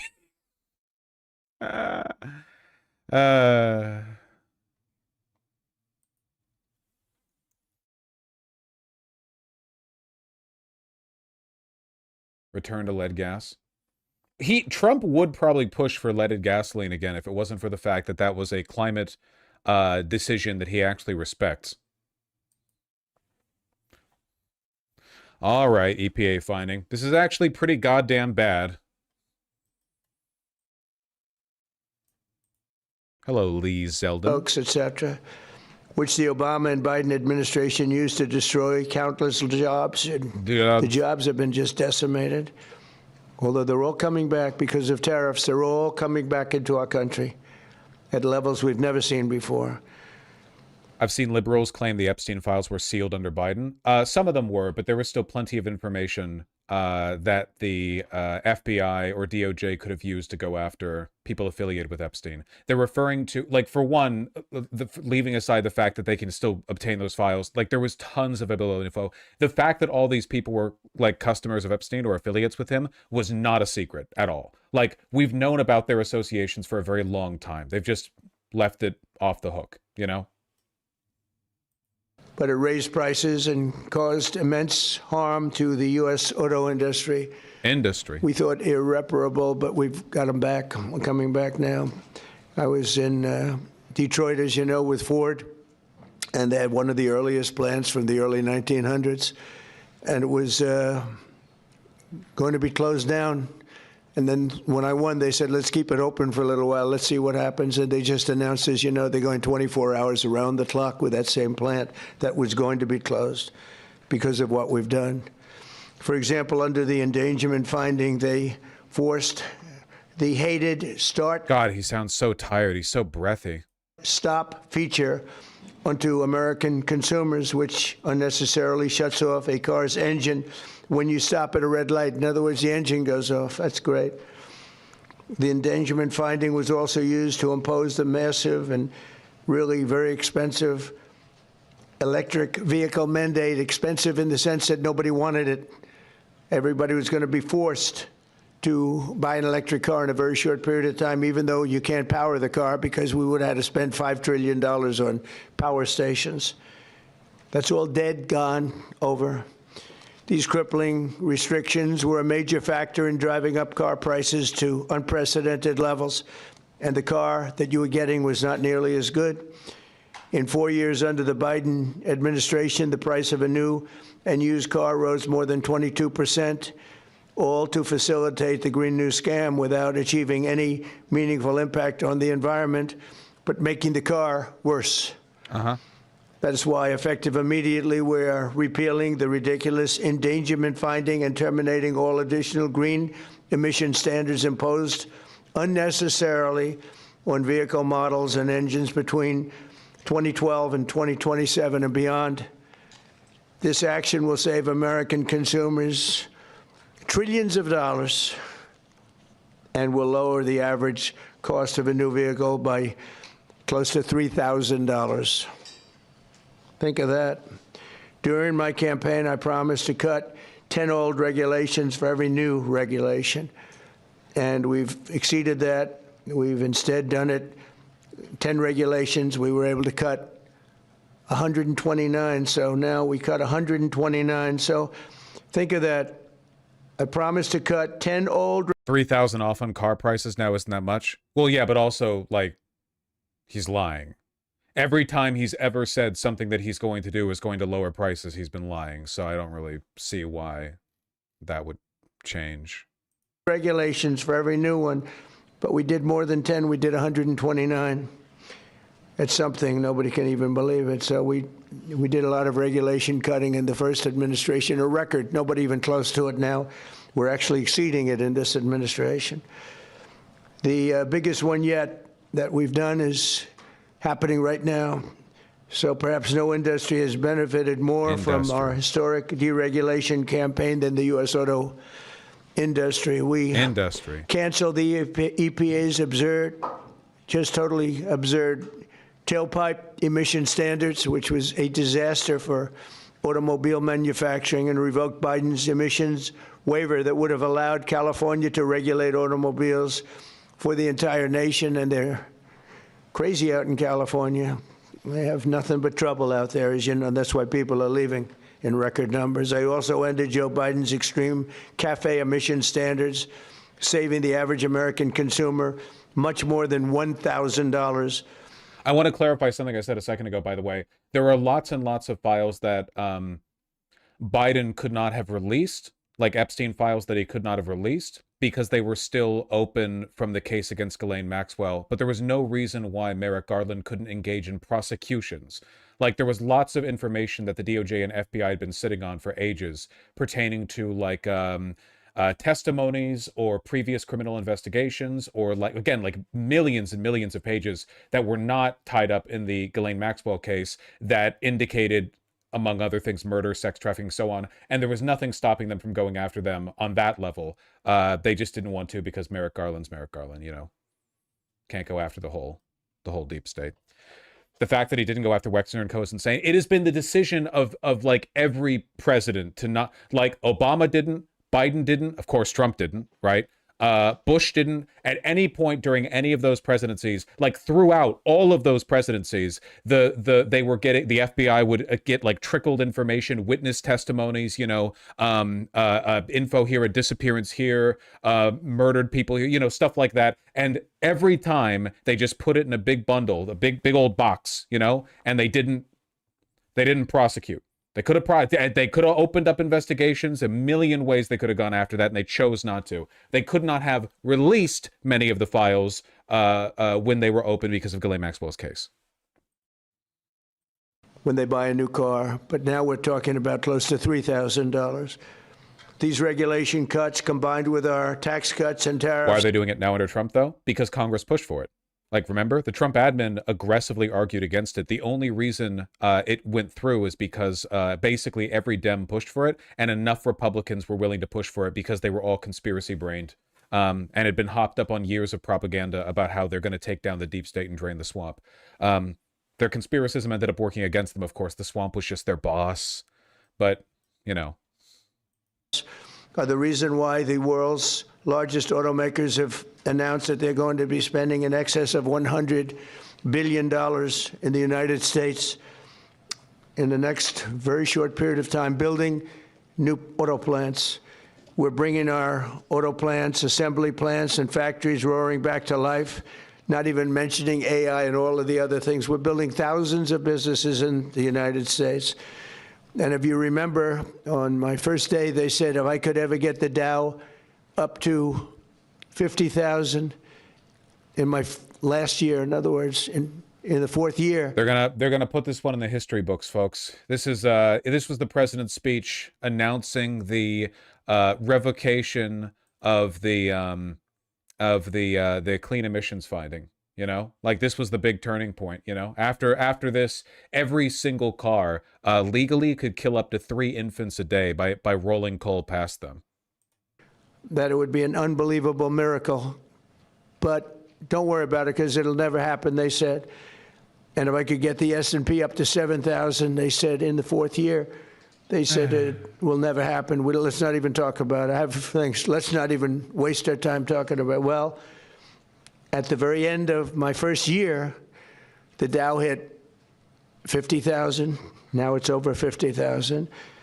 And 3 days before that, the S&P hit 7,000. So we didn't have to wait till the end of the fourth year. We just waited till the end of the first year. We've never had a country in a position like this, and a lot of it's... Okay.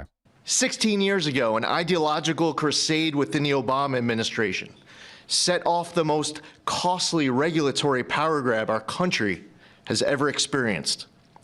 The 2009 Obama EPA endangerment finding led to trillions of dollars in regulations that strangled entire sectors of the United States economy, including the American auto industry. It claimed new powers over the vehicles we drive, even though the best reading of the Clean Air Act clearly states otherwise. The Obama and Biden administrations used it to steamroll into existence a left-wing wish list of costly climate policies, electric vehicle mandates, and other requirements that assaulted consumer choice and affordability. And who paid the biggest price? Hardworking families, small businesses, millions of Americans who just want a reliable, affordable car to get to work, take their kids to school, or go to church on Sunday.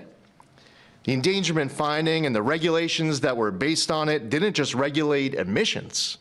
It regulated and targeted the American dream.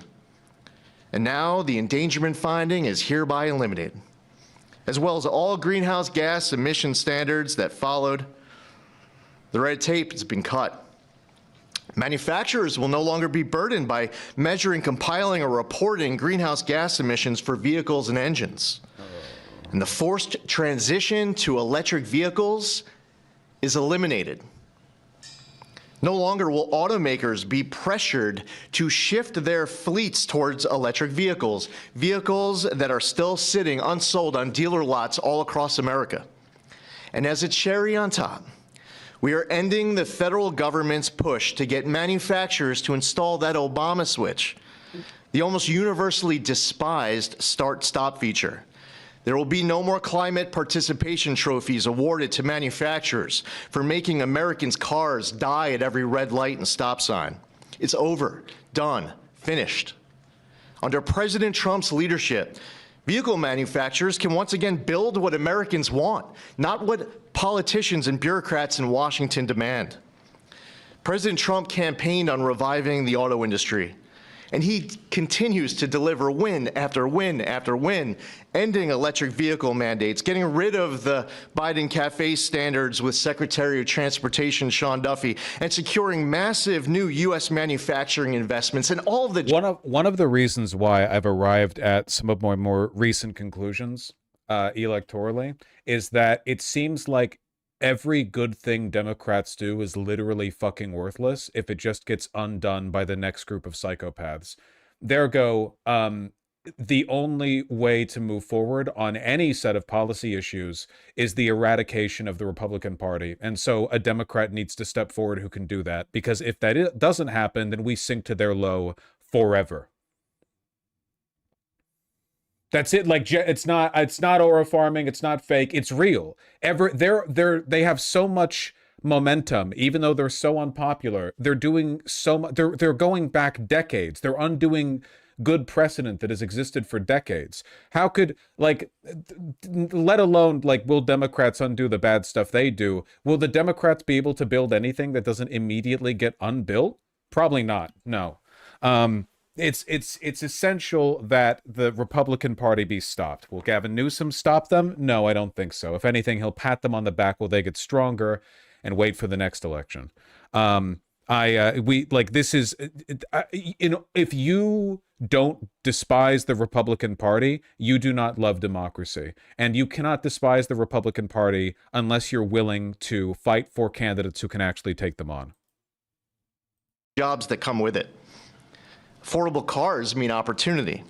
That means jobs, healthcare, education, and mobility. Don't worry about it, my love. Especially for working families and rural Americans who rely on their vehicles every single day.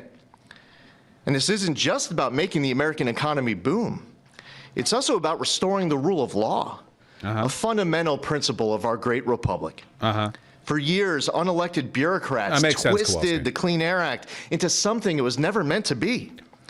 I'm so sick of everything being for jobs. It's so trite now. Well, the news did come out just yesterday that after job revisions, 2025 was the worst year for jobs in like 25 years, excepting COVID. So I guess they're trying to compensate for it a little bit.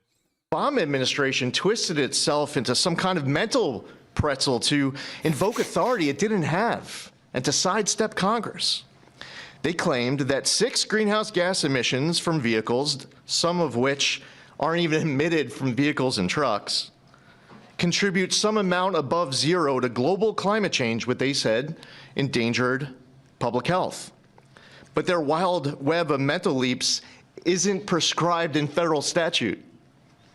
The Obama EPA's House of Cards upended the best reading of the Clean Air Act, as well as 50 years of EPA precedent on what constitutes regulable air pollution. In the 16 years that intervened, the Supreme Court has established clear precedent in Loper Bright Enterprises and West Virginia versus EPA. And in light of these Supreme Court decisions and other developments, upon his swearing in last year, President Trump immediately tasked on day one submitting requirements, recommendations, research on the legality and continued applicability of the 2009 endangerment finding.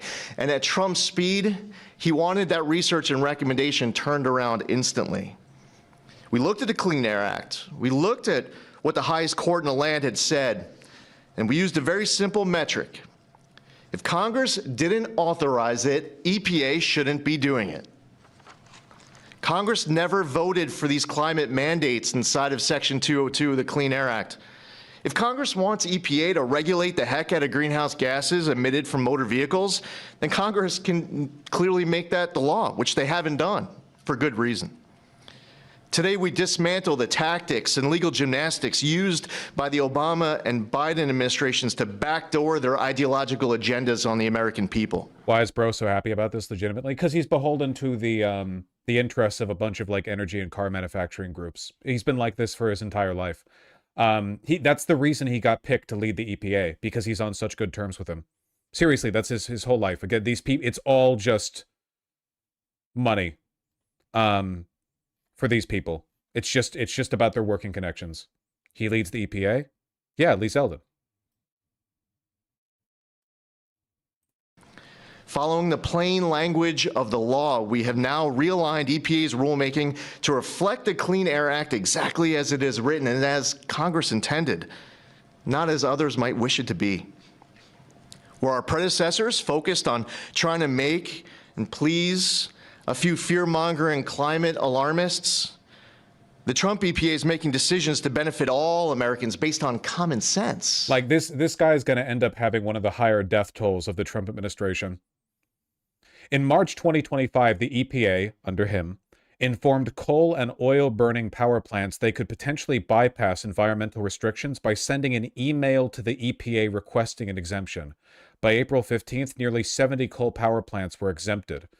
Zeldin also said he would allow coal-burning power plants to apply for exemptions for coal ash pollution. In May 2025, the EPA rolled back limits on forever chemicals in drinking water.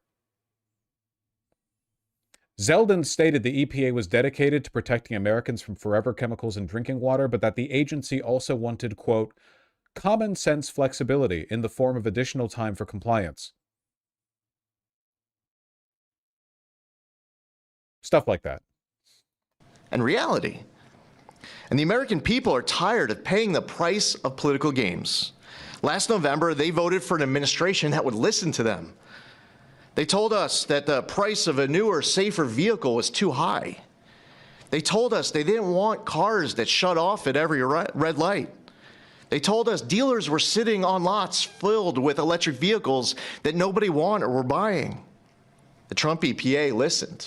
We heard you, and we acted. And today's action does not change regulations on traditional air pollutants and air toxics. This EPA is committed to providing clean air for all Americans. Powering the great American comeback is based on the singular focus of providing clean air, land, and water for all Americans while harnessing the greatness of the American economy. That's a big difference from our predecessor. We believe that we can and must choose both. If you want an electric... Also, probably doesn't really need clarifying, but of course this guy is a deep, deep, deep defender of Israel. Says that they're our strongest ally, has pushed for anti-BDS legislation. Of course, of course. Vehicle, buy one. If you want a diesel truck, then buy that. If you want a gas-powered vehicle or a hybrid, well, more power to you. That's what freedom and choice look like. We're restoring the rule of law, we're grounding policy in reality, we're giving power back to the American people. And we're bringing back the American dream stronger than ever before. EPA will never waver on its core mission of protecting human health and the environment, and this administration knows we can do that while ushering in the... And we appreciate it. I think that's... And it's just protect because in a certain way... Sorry, my patience ran out. Just put the summary in the bag. President Donald... They'll still fucking dragging their feet on whether or not Trump gets the power to unilaterally issue tariffs, which is definitely not his job. Thank you. The Trump administration is preparing what environmental experts are calling one of the most sweeping regulatory rollbacks in modern history. The president plans to revoke the EPA's legal authority to regulate carbon emissions on Thursday. If it's withdrawn, it could upend decades of U.S. climate policy. CBS News national environmental correspondent David Schechter joins us now. David, we're talking about something called endangerment finding. Why does that matter? It's a kind of a bulky term, but it actually is incredible significance when it comes to environmental regulation. It basically says that it finds that the emissions from our tailpipes and stuff that create carbon dioxide, that is a pollutant, and that pollutant can be regulated by the United States government. So it is the underpinning of all the federal policy as it relates to trying to get a handle on climate change. And by revoking that, or essentially not enforcing that rule anymore, that would mean that things like our tailpipe emissions that come out of our vehicles, that the government is very involved in regulating, all of a sudden they wouldn't regulate that anymore. That is up to 20% of our carbon emissions in this country comes from that source, which the Trump administration says we're no longer going to regulate. Why? Wonderful. Well. EPA endangerment finding. So good. So good. But don't states have their own laws on this? Yeah, the good ones, not the bad ones. And unfortunately, there are still people in the bad ones, and not all of them are bad. A lot of them are bad, though. Damn, I just switched back over to the Imogene and Willie waffle thermal, and yeah, no, I saw somebody in chat say nips, and I thought that was unwarranted because I wasn't paying attention. But yeah, no kidding. Good for her. That's when you need a thermal, right, on a cold day?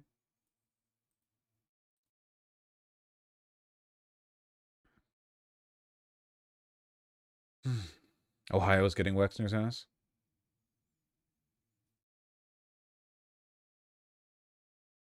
So cool. Wexner is also scheduled to testify before Congress about his relationship with Jeffrey Epstein. That'll be fun.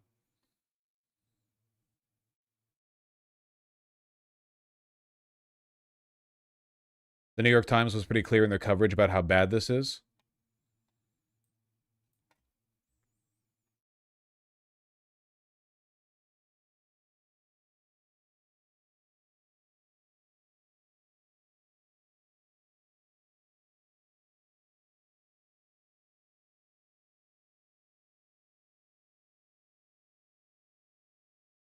Yep, climate change is bad.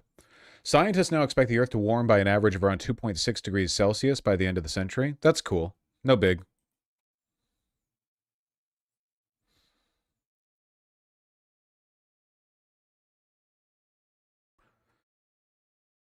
Trump's 2024 campaign got a boost of as much as $450 million from the oil and gas industry as work to make it cheaper and easier to keep burning fossil fuels.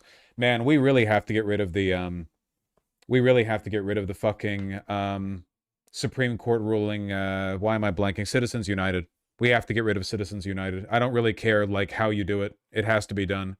I don't care whether it's legal. It has to be done. The Citizens United ruling was literally just like corporations paying the Republican Party to bias their guys in the court. Not just their guys, but, you know, enough. To ensure the downfall of democracy. Can't do it. Can't do it. Yeah, we have to unite the citizens. Metal Gear 4 and Peace Walker getting remastered. Oh, nice. Okay. Well, maybe it'll be possible to play them on stream then. Nice. Yeah, it should have happened 15 years ago, Vosh. How the fuck do you do that, though? A democratic mandate has to just pass through Congress or through executive order, something that either replaces the Supreme Court, packs the court, or you know, enough of the court justices get arrested or whatever. Like, so it doesn't matter. It doesn't matter. It's like, do you want America to survive? Yes or no? And what are you willing to do to defend it?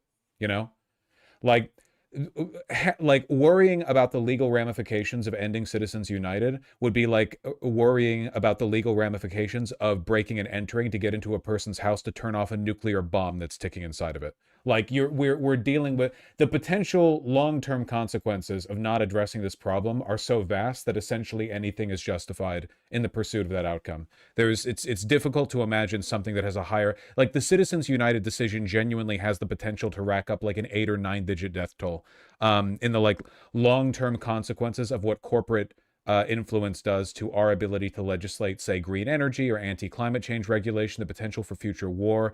Everything, everywhere on Earth shifted downward because of that. Like 100 holocausts stacked on top of each other.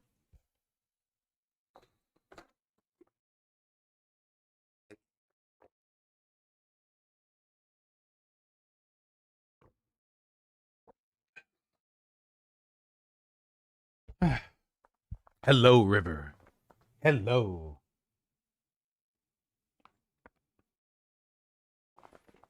So fluffy. Oh, show me? Nah, she's chilling. I don't wanna. She's loafed up on top of the PC.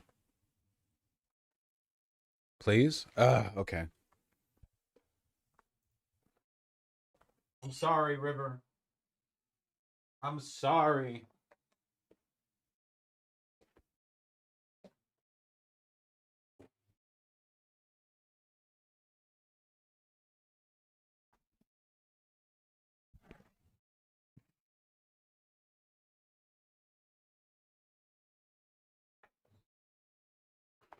Okay, go back to loafing. No, go back to loafing. Don't leave. She's leaving. Thanks, love.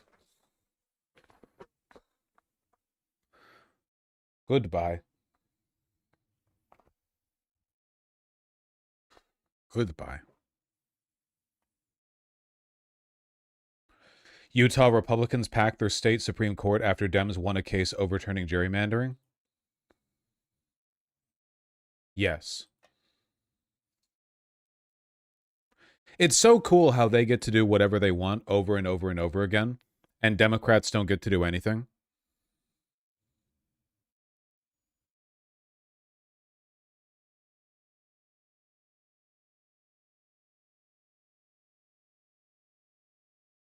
I love it so much.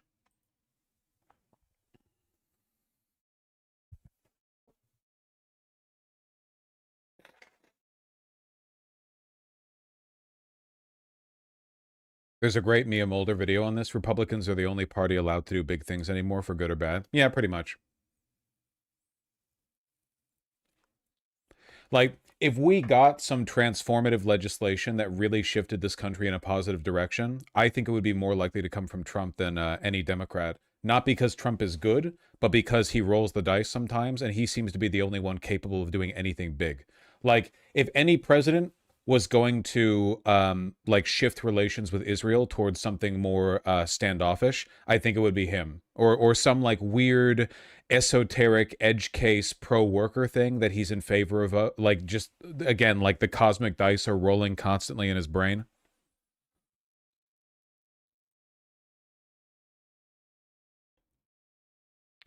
Well, in VA, they just passed a 10-to-1 map where the only GOP district is shaped like a lobster. That is true, and credit where credit is due.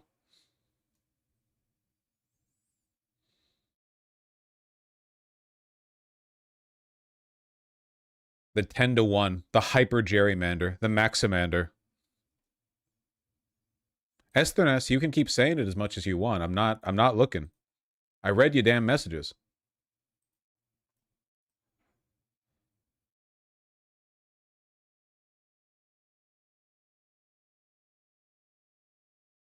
It really does look like a lobster, though, doesn't it?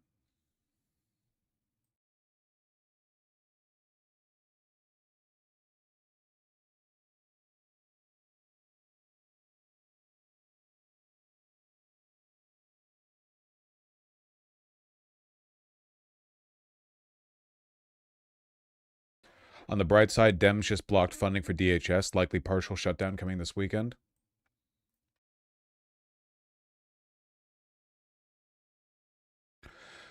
Updated 4 minutes ago. Dems block funding bill as Homeland Security shutdown looms. Because the appropriated money hasn't been like specifically given to ICE. You doubted me this time? Nothing's happened yet, Masaigo. Members of Congress were departed Washington on Thursday without funding. The DHS putting it on a near certain path to shut down this weekend amid a deep partisan divide of Democrats' demands to place new restrictions on federal immigration agents. Senate Democrats blocked a spending bill that would have funded the department past a Friday night shutdown deadline without adding any new curbs on immigration enforcement. An expected outcome after bipartisan talks on limiting Trump's crackdown deadlocked. Of course it did. With the funding deadline less than 36 hours away, Republicans tried to advance a bill that the House approved last month to fund the department through September, which Dems blocked 2 weeks ago. As expected, the proposal, which contained modest guardrails far short of Democrats' demands, failed to draw the 60 votes. The vote was 52 to 47, with nearly all Democrats opposed. I can guess which Democrats supported it. Democrats opposed. As they prepared to block the legislation, Democrats said that Thursday's announcements by Tom Homan, the border czar, that the admin would pull immigration agents from Minnesota and its crackdown there was not sufficient to get them to back down on their demands, which is good. Abuses cannot be solved merely through executive fiat alone, said Chuck Schumer, Democrat of New York. I've heard of this guy, and the minority leader. Without legislation, what Tom Homan says today could be reversed tomorrow on a whim from Trump. That is true. Okay. Very, very good.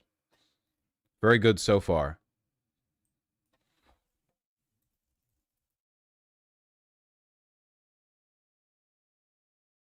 So far apart. Should funding lapse on Saturday morning, which it will, it'll be the third time in 5 months that parts of the government have come to a halt because of congressional standoff, given the scheduled reset. I wonder if the reason why they felt the need to pull out of Minnesota now is because they knew that funding is about to be shut down, and they didn't want to risk having a bunch of like lawless thugs running around Minneapolis without even the like top level command. Like they like having all of those DHS agents, you know, ICE or Border Patrol or whatever, like in their hotels. Like where's the money coming from? Where's the food? You know, like like a bunch of stuff. You don't want the logistics to fail you when you have people in the field. You know.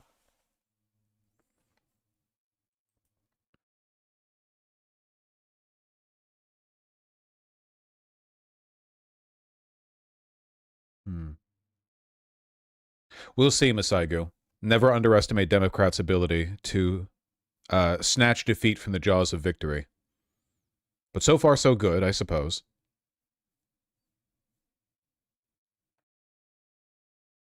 Senator John Thune, Republican of South Dakota, Majority Leader, pushed for another stopgap bill that would keep funds flowing. Mr. Thune said on Thursday that Democrats should support interim funding since the admin had submitted a reasonable good faith offer. Ha! Maybe there's some more ground the White House could give in a couple of fronts. I don't know. That is an insane thing for a Republican majority leader to say right now. I don't know. Maybe the White House could give a bit more ground. Dog, you don't understand. You're all in a suicide pact together. This isn't the Obama administration. We're all gonna die here, man. We're in it to the end. I think right now, at least, there ought to be an understanding that these discussions need to continue and that a solution is at least in sight, and we ought to keep the government open. Democrats have signaled they will not allow even a temporary funding measure to proceed without measure to curb the tax of immigration agents. I really hope that they have enforcement mechanisms built into whatever, like, stipends they attach to the funding that they eventually agree on. I mean, obviously, the truly base thing for Democrats to do would just be to never approve the funding, right? Like that would be the most base thing they could do, is just to drag it out forever and just permanently cripple the DHS. Yeah, eventually they will fold, but that would be nice. Give them a month or two, a year or two, you know, whatever. Just until the end of the Trump administration.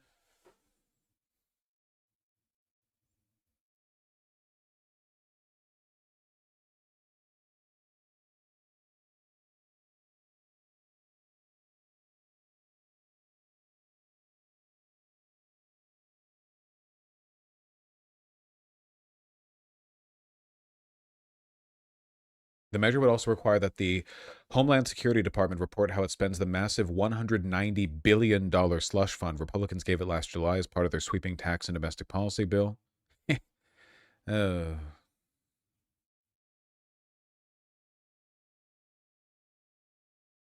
Airports are going to be a hellhole once TSA loses funding. Oh, that's true. Yeah.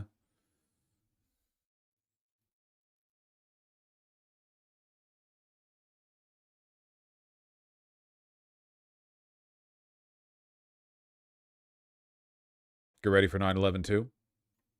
I'm ready. I've been ready for a long time. America longs for the 9/11 too. The 9/12. The 1822. 9/11 squared. The 81-121.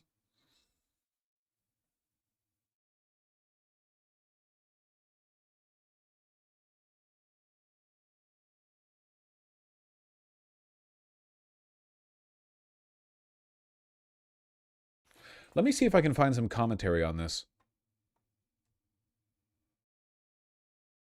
It's actually very based. I mean, I'm willing to give credit here. And now joining us live from Capitol Hill for more is Congressman Pete Aguilar of California, chair of the House Democratic Caucus. Congressman, thank you so much for being here on Bloomberg TV and radio. As we look ahead to Actually, no. If I'm going to watch anything right now, here's Schumer speaking after the vote against the funding bill. That was so. Well, good afternoon, everybody. Happy Thursday. And let me get my notes. Okay. So, as you all know, from day one I've said unless there are really strong, meaningful reforms to rein in ICE and stop the violence, there will not be Democratic votes to fund ICE and extend the awful status quo that now exists. Well, today, Senate Democrats made that point absolutely clear. For weeks, we've been pushing common sense reforms, the very types of things that local police and sheriffs throughout America routinely follow. Today's strong vote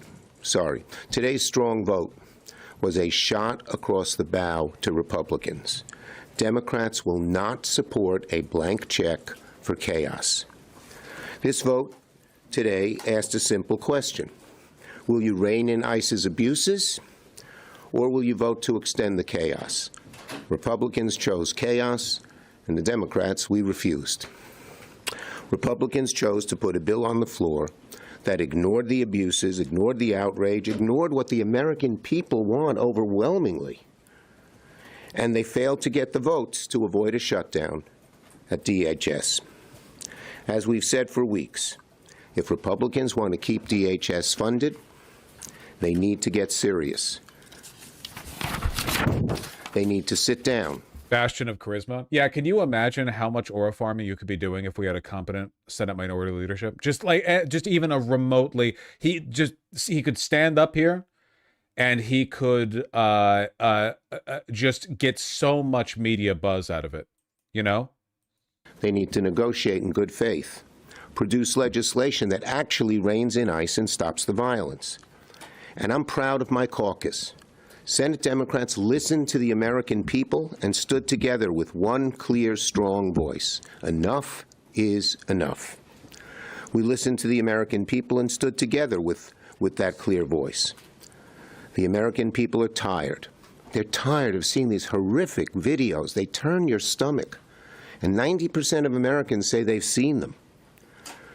The videos of Americans beaten, snatched off the streets, treated like they have no rights.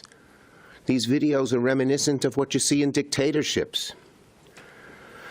The Americans are tired of masked agents conducting warrantless operations in their communities, secret police. They're tired of chaos, secrecy, and zero accountability. Get to the questions. The White House proposal. Simple. It's very far apart from what we need. But what's unserious? Yes, I said I'm not negotiating in public. What is in the White House proposal? Again, I'm not negotiating in public. You can ask them. They sent it to us privately. Yes. Is there serious discussion of a proposal that would fund DHS but take out funding for ICE and CBP? No, the way to do this, it's very simple. We should fund the whole package. All the Republicans have to do is meet our requests here and negotiate in a serious way, and we can pass the whole thing. Yes. Leader Schumer, what's your message to federal workers who now are not serving at TSA, Coast Guard, FEMA, when they're going to get a paycheck next or be able to call in? It's so fucking undemocratic, man. We're not negotiating in public. What, like, not only is it bad politics, like, why would you acknowledge Yeah, it's not a legal case. Like, you're morally in the right here. Why would you not draw attention to the demands being made by the Republicans by engaging with them in public? The only reason they would want to do this is because the Democrats know that whatever they're going to concede to is going to not be popular, you know? Talk to the Republicans, okay? We're ready to fund everything. We're ready to have good, serious proposals supported by the American people. They're not. They're sort of dug in the ground, and they're not moving forward. Yes. There's just nothing on earth. You don't have to engage in this rhetoric, okay? No, this doesn't appeal to anyone anymore. There are no Democrat voters who are like, all I want is are reasonable, responsible Democratic Senate members who are willing to work with Republicans towards a common end. Nobody thinks this way anymore. There's no benefit to talking like this. Why risk, as you said, Coast Guard, TSA, all them, when Republicans have already pre-funded ICE to $75 billion? ICE is still going to be... Ask the Republicans, okay? And go look at the funding streams that are available for other areas as well. But just ask the Republicans. They're the ones holding this up. We're on the side of the American people. We showed today overwhelmingly. I think the Republicans I think they were surprised until yesterday that we would have a strong, unified vote. And our caucus is passionate about this. If you sat in our caucus meetings, you'd see how strongly people feel. And you know who are among the strongest? Some of the very people who didn't vote with us last time. You've heard them. They've put out their statements. Yes. Oh, my God. Say with whom you're negotiating with at the White House, and is Stephen Miller involved in these talks, given his views on ICE? Look, we're negotiating with the White House legislative people, and they bring in other people in. Yes. They fucking hate us so much, dude. There's nothing like Schumer represents a style of Democrat, like technocrat, where there's nothing on earth they despise more than treating their constituency like actual participants in the democratic process. You know, the open contempt. No information. You don't get to hear about shit. We're not going to try to convince you. We're like my only pitch, my only appeal is that I'm a better technocrat than the other guy, which you can only infer by looking at results, because I'll never tell you what is actually going on. You guys have a proposal or a counter proposal coming this weekend. How do you see the next week and a half going when you guys are on recess? Well, again, well, look, every one of the people negotiating on our side will be available 24/7 to go forward. But what we're waiting for is, again, the White House to get serious and the Republicans to get serious. For whatever reason, they are stuck in a position that is not serious, will not end the violence, and will not rein in ICE. And again, just ask them, why are they opposed to simple things like no roving patrol, like ending the roving patrols? Warrants, you ever hear of that? The Americans are for warrants. Across the board, the average American knows you don't knock on a door and go into a house without a warrant. Are they against accountability, where somebody in some outside group has an ability to look and see if there's been abuses, and ICE is a terribly abusive force. You've all seen it. Are they against masks being off and people not having identity? What is going on here? Why are they so adamant in a position that is so against the Constitution and against what the American people, even a vast chunk of Republicans, I don't know, maybe tell us? Republicans are demanding now. It's hard to figure out. Yes. The House, as you know, has already canceled Kodell's delegation. Is it appropriate that Senate Democrats are still planning on going, just in case there is a deal, they would not be able to come? Let me tell you, everyone will be available. Anytime, if we break the barrier of Republicans not negotiating seriously, and we can come to an agreement that is serious, and as I said, that reins in ICE, and that ends the violence, everyone will be back. Everyone. And they said that at our caucus today. And be available. Yes. Schumer, to what extent are the public opinion shifts you mentioned driving your negotiating position? Do you feel validated as a result of No, that? I just met with a group of 30 Minnesotans. They just came to my office. That's what's motivating us. When you hear what's happening, it's not America. I mean, I was sick one is not America. Okay, sorry. I was happy with what the Democrats were doing, but then I saw Schumer talk for a while, and now I'm not.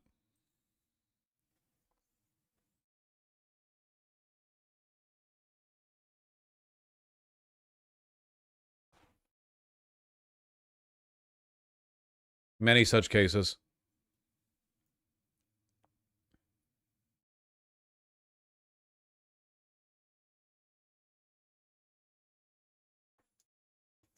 Those 30 Minnesotans asked to abolish ICE. They don't know what the Dems are asking for. Well, that's the problem with the lack of transparency, right? It's like, yeah, I'm pretty sure. I have a feeling that the average Minnesotan is considerably to the left of Chuck Schumer when it comes to ICE. Like, a lot of them are probably, yeah, like, fucking abolish ICE. This is disgusting. These people are not going to be fixed by forcing them to wear body cams or whatever. But of course, like, Schumer can't engage with that because he doesn't want to acknowledge that he's to the right of them. And that his positions are, in fact, not informed by what Minnesotans want.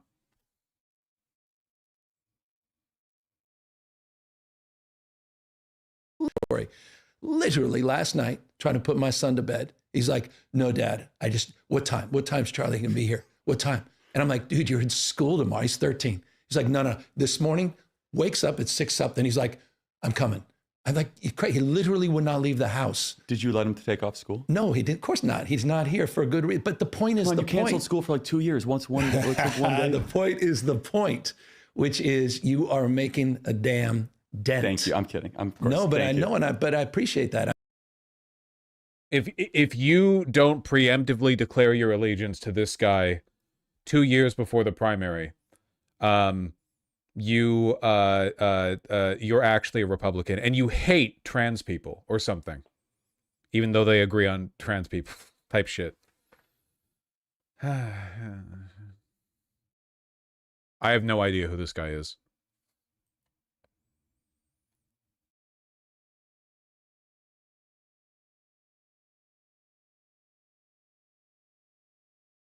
I probably should like engage with the actual bit of good news today, which is that, because it's insane. The Minneapolis ice flood is over. It is ending. I think it's ending in large part because DHS funding is about to stall, because funding for the DHS was separated from the rest of the Senate bill, and the Dems are refusing to vote for the ICE funding specifically without concessions. So that's all fun. That's all good. Trying to get that funding. But yeah, no, Tom Homan announced an end to the siege. With that, and success that has been made addressing public safety threats and other priorities since this surge operation began, as well as the unprecedented levels of coordination we have obtained from state officials and local law enforcement, I have proposed, and President Trump has concurred, that this surge operation conclude. A significant drawdown has already been underway this week, and will please tell us what he's saying. I was hoping you guys would tell me. Continue through the next week. We have a lot of work to do across this country to remove public safety risk who shouldn't even be in this country, and to deliver on President Trump's promise for strong border security and mass deportation. Law enforcement officers drawn down from this surge operation will either return to the duty station or be assigned elsewhere to achieve just that. I'm a bitch. That's what he said? Gotcha. Okay, gotcha. No, it's actually like zero tolerance. Sorry, a very weak draw out from the Department of Homeland Security. I figured this would happen eventually. I got to give credit, man, not just to Chancellor Stansel, but also Minnesotans are the only ones who made this happen, okay? I acknowledge a bit of upward pressure from the Democrats cutting funding or like pressuring a halt to funding through a shutdown, but overwhelmingly, the Democrats did nothing but fail the people of Minnesota over and over and over and over again. Tim Walz didn't do shit. Jacob Frey didn't do shit, okay? Their AGs, you know, their prosecutors, their local police, they didn't do shit, okay? It was the people of Minnesota who resisted the occupation and were there day in and day out, showing up dozens, hundreds of people to every call that ICE was here or there. Those rapid response teams, they 100% did this, okay? It's the same story that we've seen over and over in the second Trump administration, which is they're probing for a weak spot, right? And this was after, I mean, they gunned up a lot of people, right? They massively increased ISIS numbers. They recruited people from all over. They pumped them up with money, with guns, with bravado, and they sent them in, and they broke here. It did not work. And if they can't do it here, they definitely can't do it in New York. They definitely can't do it in Chicago or LA. Proof that nonviolent resistance works, IMO? No, I 100% agree. Listen, okay? I'm no liberal. However, nonviolent resistance does have a legitimate place in the toolbook, right? Toolbox, rule book, whatever you prefer, in both, in either. Generally, it works by manipulating public opinion, you know? And it works best when you massively outnumber them. And in this case, both work, right? ICE was very unpopular. They have only been made more unpopular. ICE is very openly hateable, so getting some eyes on them helps a lot. And also, you outnumber them because there's only a couple thousand of them in Minnesota. It's like 1 million, 2 million people in the greater metropolitan area. So it's a perfect microcosm. Don't mistake nonviolent with peaceful. Okay, all right, that's okay. Point taken. I acknowledge it. Yes, you know, we don't need to be pedants, right? I'm not out here accosting brave Minnesotans for tossing a soda can or whatever the fuck, okay? Look, I'm not talking. What I'm saying is the drive of this effort from Minnesotans has been largely a show of solidarity, public support, community mindedness, and getting the eyes on them. You know, that's what they've been up to. And it has worked massively. It has been overwhelmingly successful. And you know what? I'm going to say it. I'm going to point you to this, okay? For all the bullshit liberals like to spew about how they prefer protest tactics, you know, be enacted, who was most on the side of the people in Minnesota? The lefties or the liberals? Don't get me wrong. Of the people doing these community response groups, okay? It was the people there, the residents of Minnesota, liberal or lefty. But in terms of the broader sentiment, liberal politicians failed them, dude. Locally and nationally. The Democrats have not done much here, okay? Like, seriously, Democrat congressmen, senators, everyone should have been going down there to protest, to community responses in Minnesota, showing up and videotaping. Again, this is just, it's very, very basic. Like, you know, you have time, you can do it. You can just show up there, show solidarity and support, you know, Democrats in or out of Minnesota. Hey, here I am from out of state. Look at how fucking bad these ICE guys are. Look at these pieces of shit. We don't want them in our state, you know? Then you take a look at the messaging from Tim Walz. It's like watching air get let out of a balloon. No. Liberals, the Democrats, this was not them, okay? This was not them. They were the ones, you know, pissing about saying, well, just make sure to be peaceful, you know, blah, blah. Which, by the way, even if it's true, because it's good. It's good, like, safety tactics for a protest to stay peaceful. You don't want to invite violence upon other people. You know, the way they delivered these messages was, well, weak and depressing, you know? It's like Jacob Frey got all of the initiative driven out of him when he said, you know, ICE, get the fuck out of here, back when it started. And then after that, everything was bullshit, you know, concession. It was like, that was it. That was the one little bit of oomph, you know? The point that I'm trying to get at here is God bless the divine heavenly armies of Minnesota and Chancellor Stansel, and remember this in the future, okay? Liberals love to talk positively about peaceful, civilly minded protests after the fact, but when they're actually happening, where the fuck are they? Real liberals, you know, John Locke motherfuckers, would be out there in Minnesota going crazy. They'd be going like balls to the wall, all right? Current liberals, modern day Democrats, weak, feckless, inept, can't even aura farm off of the easiest fucking thing, man. The easiest fucking thing in the world. Why wasn't Tim Walz out there at those community responses? Do you know how much attention he could have driven to this?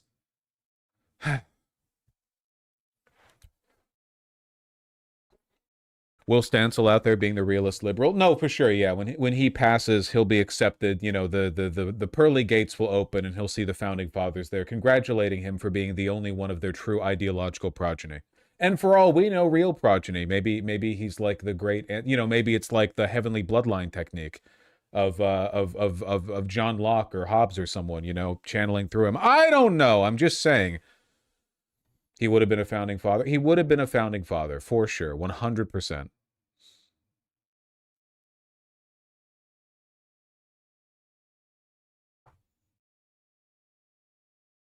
For misconduct. Since I've been on the ground, they've been targeting enforcement arrest. I believe they were targeting enforcement arrest before I got here.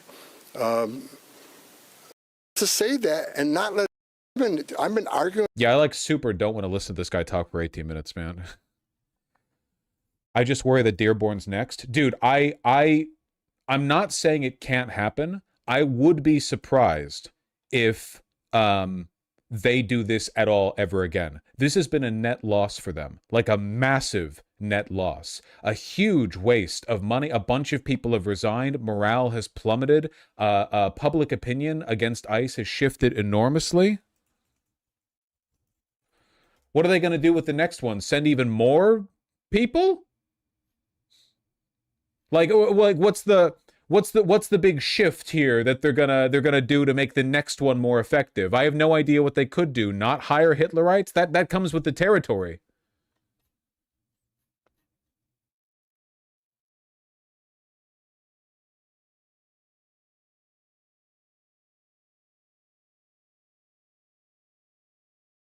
Disapproval of what ICE is doing is like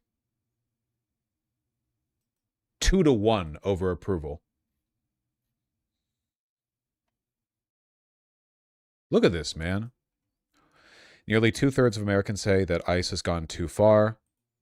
Overall, 65% say gone too far. Only 12% say not gone far enough. 22% their actions are about right. For Democrats, it is, of course, a overwhelming majority. For Republicans, gone too far and not gone far enough are equal, with most of them taking the pussy position of just about right. 71% of independents say gone too far. So again, like, these numbers have shifted enormously since a year ago. Enormously. I don't know I just don't know what they could do. What if they send 6,000 people to an even smaller city? What then? What they get some more deportations off before inevitably their public opinion shifts even further downward? I don't know what you're going to do.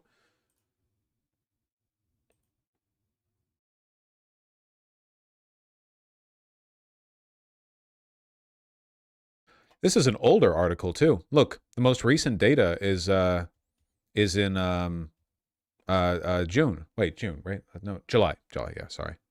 Mix them up sometimes.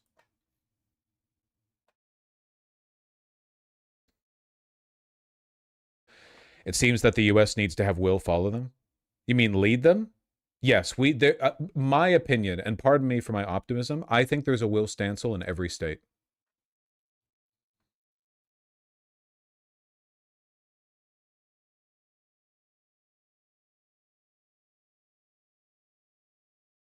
Inshallah. What do you think the odds are of ICE fucking with poll watching during midterms?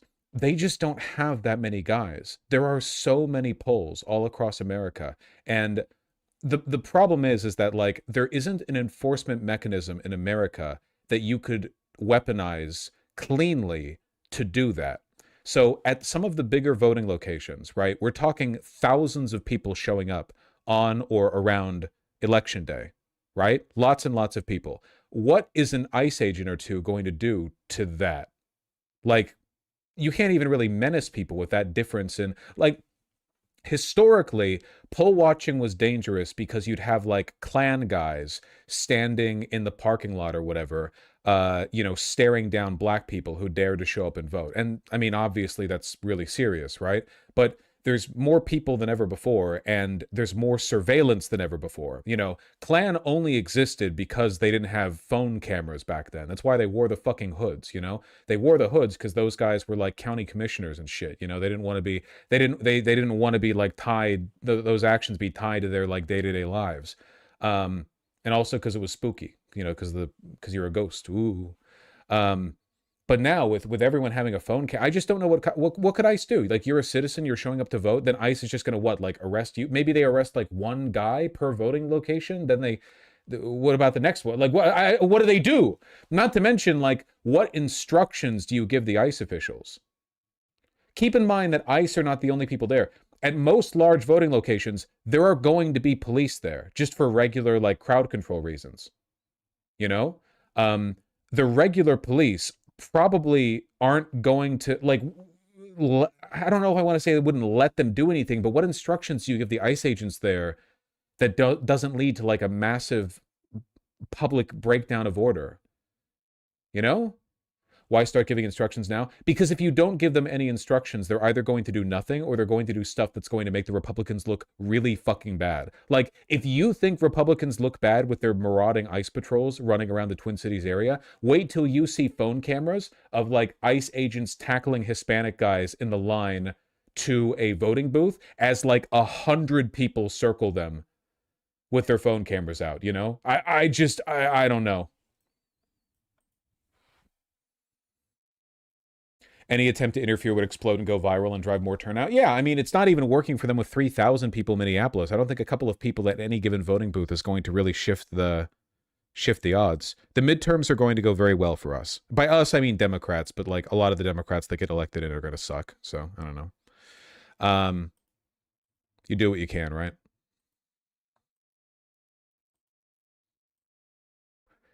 Did they end up passing the voter ID law? Do you want to talk about that? The siege on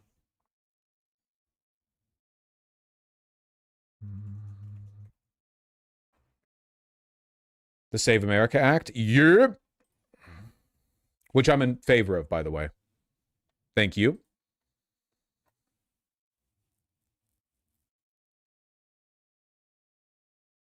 Hello, River. Welcome back to the stream room.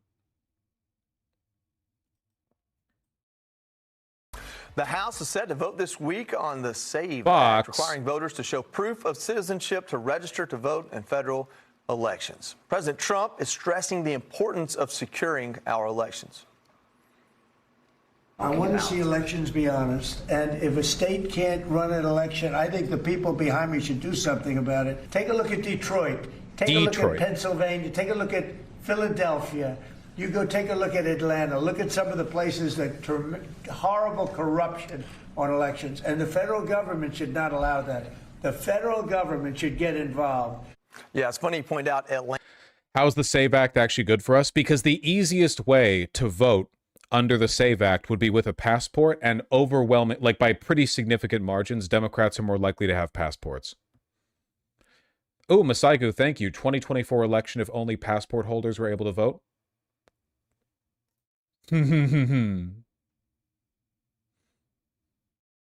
yeah, I'm in favor of it.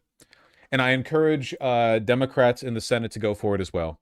Keep in mind, it's not just passports. You can also bring your birth certificate and a current ID that matches the name, but a lot of married women won't be able to do that because the name will be different because they'll have married and changed their names.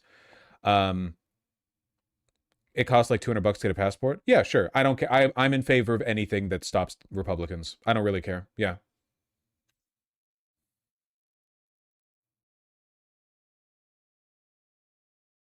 I don't really give a shit. Either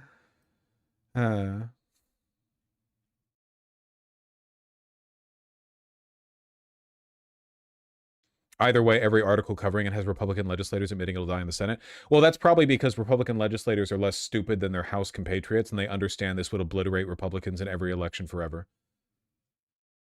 Do driver's licenses not count as ID in America? They do, but they wouldn't for this purpose.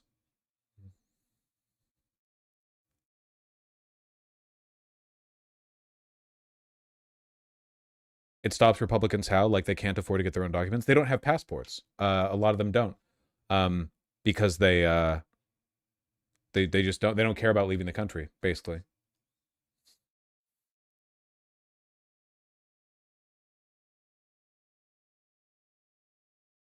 Also, the average Republican is too checked out politically to know they would need to get one. They're very stupid people.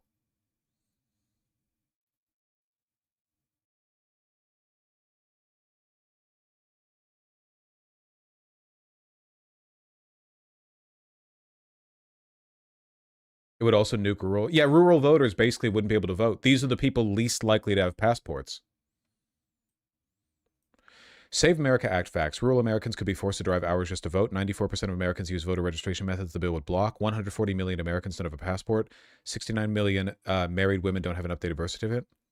The SAVE Act would force rural Americans to drive hours to register to vote. This is fantastic. I'm fully in favor of this. I'm not joking. Anything that keeps Republicans from voting. Look at that. Drive 7.5 hours to get your goddamn passport. Car breaks down on the way. You're out there in the lonesome hills of Montana. The sun is setting and it's getting cold. Sorry, bucko. Should have voted for Biden. Piece of shit. Fuck you.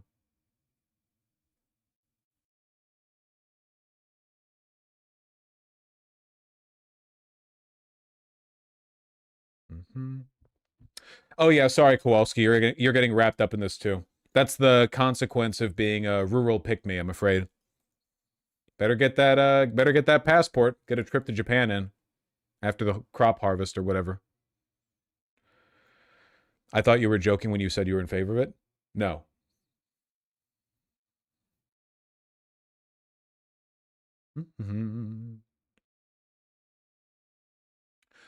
SAVE Act requires Americans to prove they're U.S. citizens when they register to vote. And you require a valid photo ID when they cast their ballots. But not just a valid photo ID, but citizen affirming ID.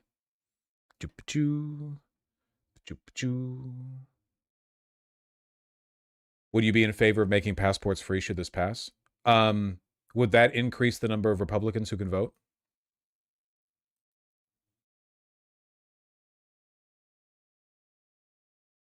The House has officially passed the GOP's Save America Act. The act would require government-mandated proof of citizenship, such as passports or birth certificates, to register to vote. It would also require states to remove non-citizens from existing voter rolls. Supporters of the bill say it would protect election integrity and crack down on non-citizen voting, while opponents argue the bill would make registering harder for millions of voters. So the Constitution already prohibits non-citizens from voting in federal and state elections, and state election boards say instances of non-citizen voting are rare. The bill now heads over to the Senate, where it faces a potential filibuster from the... This disenfranchises everyone poor, not just rural tards? Sorry. Yeah, I mean, poor people are already disenfranchised. So, you know, if that's the cost of saving the country... Democrats. So let's bring in ABC News legal contributor James Sample for more on this. So, James, your thoughts on this bill? Harry, you laid it out very well. This is a bill that would dramatically change the role of the federal government in the administration of federal elections. Even though federal elections are, by definition, for federal office, they are administered primarily at the state level, and that is a function of Article 1, Section 4 of the Constitution, which the framers of the Constitution made very clear gives the states the primary responsibility for administering elections and gives the federal government only a small backup role. But this would dramatically shift that balance if it were to become law. And it would, most importantly and most immediately, pose significant barriers for individuals, many individuals who are already U.S. citizens, who've in many cases voted many times properly, because they would have to obtain not just identification, but identification that in many instances would require them to show a passport or a birth certificate establishing U.S. citizenship. Now, for many Americans, most Americans even,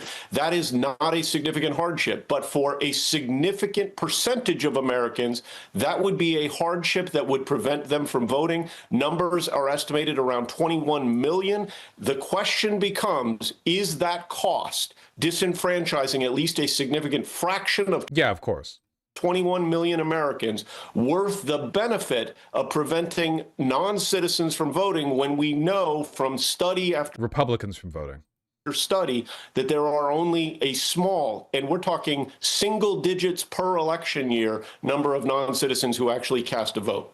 So it seems like that these are some major impacts this bill could have on voters.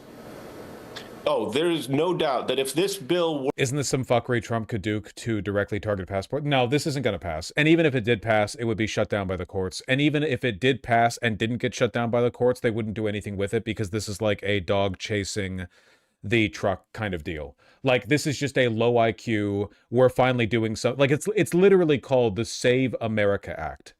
It's just like a desperate culture war left hook to do something about all the illegal immigrants voting that they keep threatening to do something about, you know? It's not going to happen, and it wouldn't do anything if it did. Or to pass through the Senate. And to be clear, I think that's unlikely at the moment. But if the majority leader in the Senate, John Thune, elects to do away with the filibuster, then this bill could, that was the so-called nuclear option, then this bill would pass the Senate and it would go to the president, and it would have a dramatic impact, and it would be an immediate impact in the 2026 midterms. There would be, in many instances, chaos because of the transition period. We think about November as being a long way away. From the standpoint of election administration, it's effectively tomorrow. This would be an upheaval of... It's not going to happen. As funny as it would be.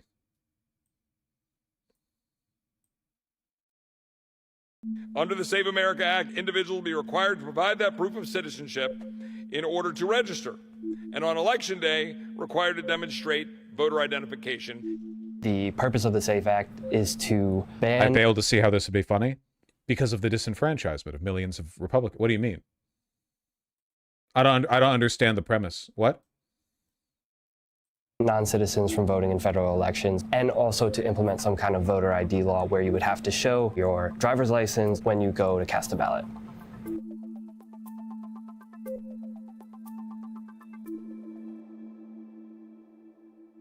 My name is Justin Papp. I cover politics for CNBC. So the initial version of the SAVE Act that Chip Roy introduced and Mike Lee introduced in the Senate in late January would have required some form of ID at the ballot box that proved you were an American citizen. So something like a passport, for instance. There's an amended version of the SAVE Act. Because I know you're in favor of it and we're on the topic, what would your civics test look like for being able to vote? I'm not sure. I'd have to think about that. But we should have one. Yeah. That was introduced over the weekend that pares that back a little bit. Some form of photo ID would still be required at the polls to vote, but the list of acceptable forms of ID is longer and could include things like... Wait, do you not have to show some kind of ID when you vote? It depends on the state, but generally no. Because when you vote, your vote is then checked against voter records, and you do have to prove you're a citizen when you register to vote. So you prove your citizenship when you register to vote, not when you actually vote. That we don't have non-citizens voting. It just doesn't happen. It's basically impossible to do because you would have to know all the information of a citizen who is not voting, and then you would have to submit less than 1%. No, not less than 1%.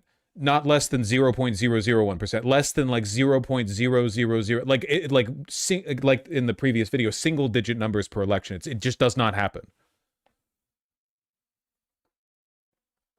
State-issued IDs.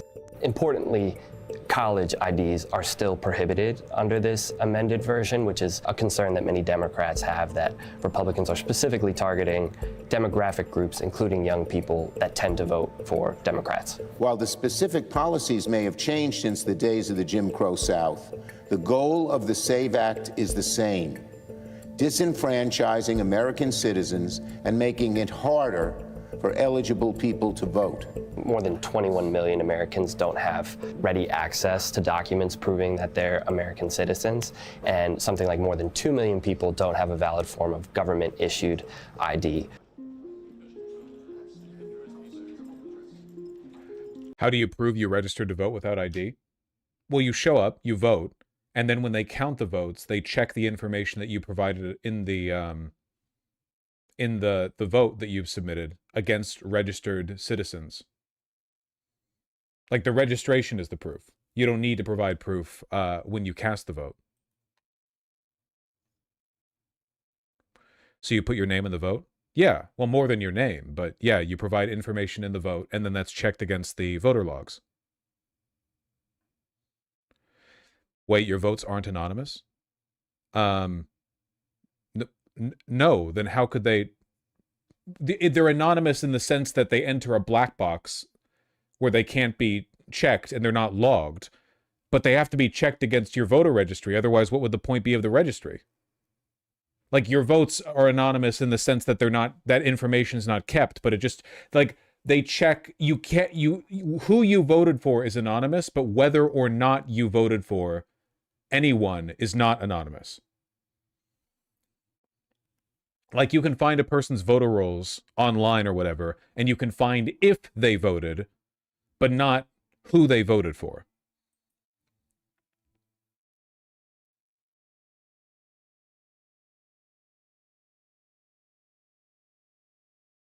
But what if somebody votes with your name? But it's not just your name. There's other information that you provide that has to be checked against the voter registry.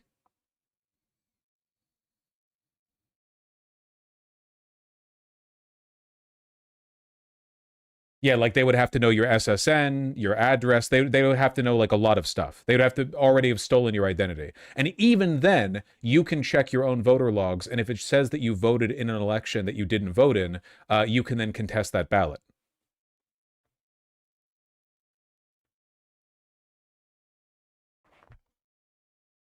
As things like voter ID have become more of a concern, particularly among Republicans, some states, mostly in the South, like North Carolina and Mississippi, have implemented voter ID laws. Non-citizens are not allowed to vote in federal elections, but there are certain territories. By the way, all the stuff we just talked about would be great on a civics test that you have to pass in order to vote, because I genuinely think less than 30% of Republicans understand what I just said. Like, if they had to get that correct before voting, I think that, yeah, it would be, you'd have a blue West Virginia. Like Washington, D.C., that allow them to vote.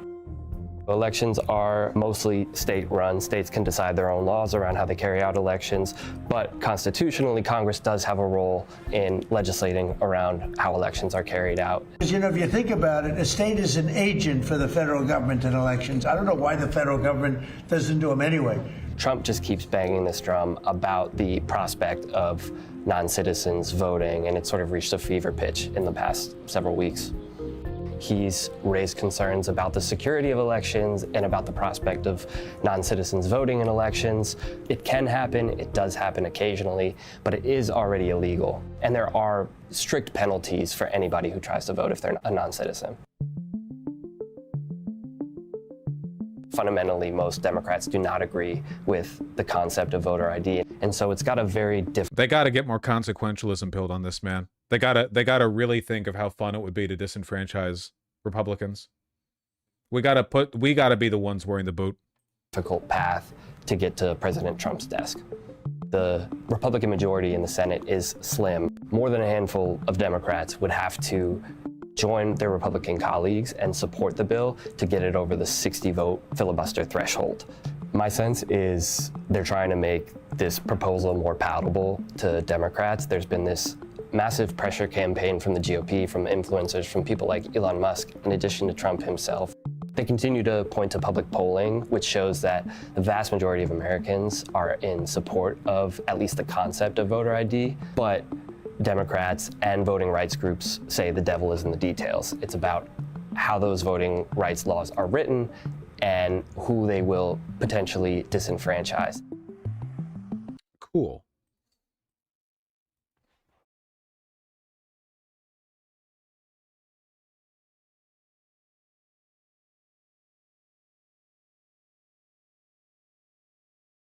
Oh, nice, Fox dear.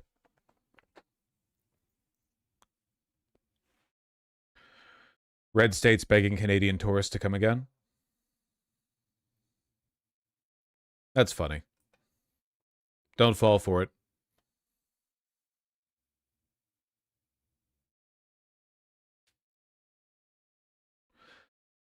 Vosh wrong plus dumb on this one plus unbased plus 5. What are you people talking about? Okay, this is uninteresting. This law isn't going to pass, so it doesn't matter. Okay, we should talk about my innovative new policy that would make a real difference: a poll tax.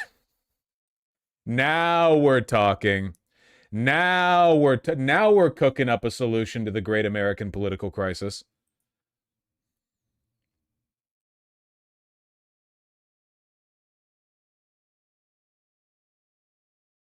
Unconstitutional, unfortunately. Yeah, we'll make it happen. We don't have a fucking Fourth Amendment anymore. Who gives a shit about the Constitution? you only get to vote if your ID has a different gender than your birth certificate. That's pretty good. That's pretty good. That's pretty good. We could get something good from that, you know?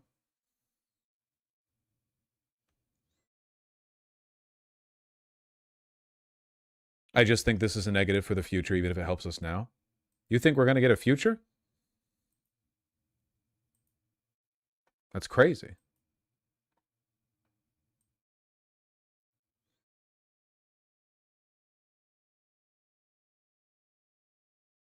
Yeah, just call it a poll tariff. Then they'll agree with it. Tell me how you define white identity and what you think is being erased about white identity. Certain types of Anglo-derived culture that comes.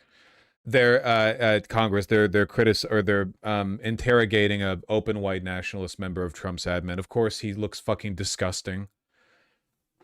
Why are the biggest champions of the white race always its worst representatives? Jesus Christ. From our history, there's like what? Let me think about this. Let me think about how to define this core component of my identity that I've defended. I haven't. Also, Anglo. Don't tell you. You really aren't including like Franks or Italians in there. Like your version of white nationalism would involve excluding everyone of Italian, Irish descent from America. Come on, fuck off. Yeah, you hate the Germans? This is like the big defeater. Anyone who's like, Anglo, dog, Anglo doesn't include the fucking original Nazis. It doesn't include the French. It's only the Anglos. You're not even the Saxons. What are you talking about, dude? You're talking about an ethnic enclave so particular that it would have had the founding fathers killing each other over who gets to live in the country. You wouldn't have even need to wait for the Poles and the Germans to come over for Ben Franklin to call them swarthy. Senator, I would say if you were to look at the book by one of your former Senate colleagues, Born Fighting, about the sort of Scotch-Irish military culture and certain Scotch-Irish? I thought we were talking Anglo. Pride that went with that. That would be one example. Obviously, you could have sub-elements of that culture. You could have Italians, you could have Irish, and sub-elements of Anglo culture. Italians, me when I'm a white nationalist and somebody asks me a question about what white people are. Those are in many ways more. Yeah, but you're worried about white culture. You're not worried about you're now retreating to ethnic. By the way, the Nazis on Twitter get really mad when you point out that this is the whole like whiteness as a construct is a meaningless term thing, because once you ask them any questions about what they mean in their ethno state, instantly they have no fucking idea. No idea. Like they know less about white ethnic cultures than like the average person does, because all of the normal things you might learn and pick up on in your day-to-day life about like, well, you've got the Scots and the Irish and the Franks and the Anglo, all these different groups of people that over time have kind of like formed together, some of them into their own nations, sometimes into separate nations. All of these people, that knowledge has been completely supplanted by this like very American understanding of white people as a monolith of like a billion, as if there are no different ethnic groups in Europe. Identity. You don't speak about ethnic identity. You speak about white identity. So tell me the values that stitch together white identity and that make it different than black identity. I would say that the white church is very different than the black church in terms of its tone and style on average. What? Foodways could often be different. And those music could be different. And those are being erased. Music could be different. Well, if you look at the Super Bowl halftime show, which was not in English this year. So our ability to access white churches or white food or white music. This is what Nick Fuentes was talking about. This is what Nick Fuentes was talking. Nick Fuentes is watching this right now, and he's like, I gotta get the fuck out of here, dude. I have to get the fuck out of here. This shit looks so bad on paper. Nick Fuentes, when the white nationalists show up at his place, man, this shit looks really bad on paper.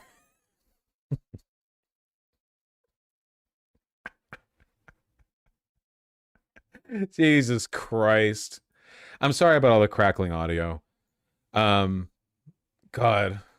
Music is being erased. I am concerned with the majority common American culture that we had for some time that through particularly mass immigration, I think... One second. Okay, this guy's been a lolcow for a while. His book, The Unprotected Class, How Anti-White Racism is Tearing America Apart, received praise from a broad swath of conservative figures such as Tucker Carlson, Charlie Kirk, Steve Bannon, Dinesh D'Souza, Christopher Rufo. He said Jan 6 rioters who were imprisoned had it worse than black Americans in the Jim Crow South. Complained about the total absence of white Protestants in the Biden administration. Wait, you're mad at the absence of white Protestants in the Biden administration, but you were encompassing Italians and Irish as subcategories of English white people? Dude, what are you talking about? Oh my God. The funniest thing, born Jewish, converted Christian. That's crazy. Yeah, get a load of this guy. Fuentes would say this guy is a Jewish op to make white nationalists look bad. Oh my God.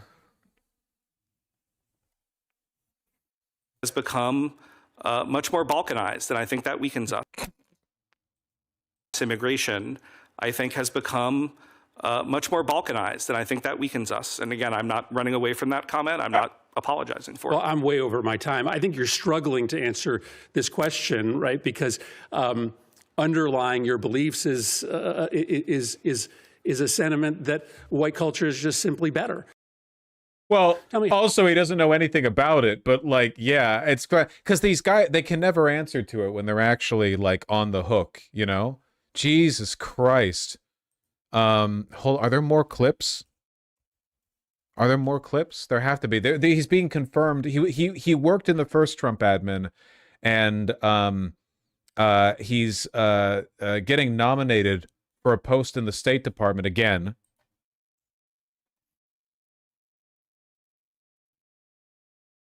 Utah Senator John Curtis will vote against Jeremy Carl's nomination for a top post at the State Department, dealing a crippling blow to the Trump nominee's chances of ascending to the job of Assistant Secretary of State for International Organizations. Why would you put this guy in charge of internet? Okay, whatever. Yeah, we're going to put our Department of State will be made up entirely of the stupidest fucking, like, just the most low IQ, white grievance culture, nationalists imaginable, you know? No understanding of how the world works. More? This is like food for me. What do you mean when you say that you believe in the Great Replacement theory? Senator, thank you for that question. Goddamn. This refers to the intentional demographic replacement of Europeans in Europe. It was invented by Renaud Camus, who was a French scholar. You think there's an active effort to, quote unquote, replace Americans right now? Senator, I think the Democratic Party, through its immigration policies, has certainly shown signs. You just said Europe. Of that. And I don't understand that. So you are saying that if more Americans are Black or Latino Americans, that somehow weakens America because it puts whites in a minority. What do you mean when you say that you believe in the Great Replacement theory? Senator. There have to be more clips. There's no way only two really funny clips came from this. I'm looking for more clips. I want more. I just want more clips. I just want more. All I want is more. Erased about white identity. Certain types of Anglo-derived culture. No, that's the same one. You're not worried about... Yeah, it's all Chris Murphy or this one. Damn.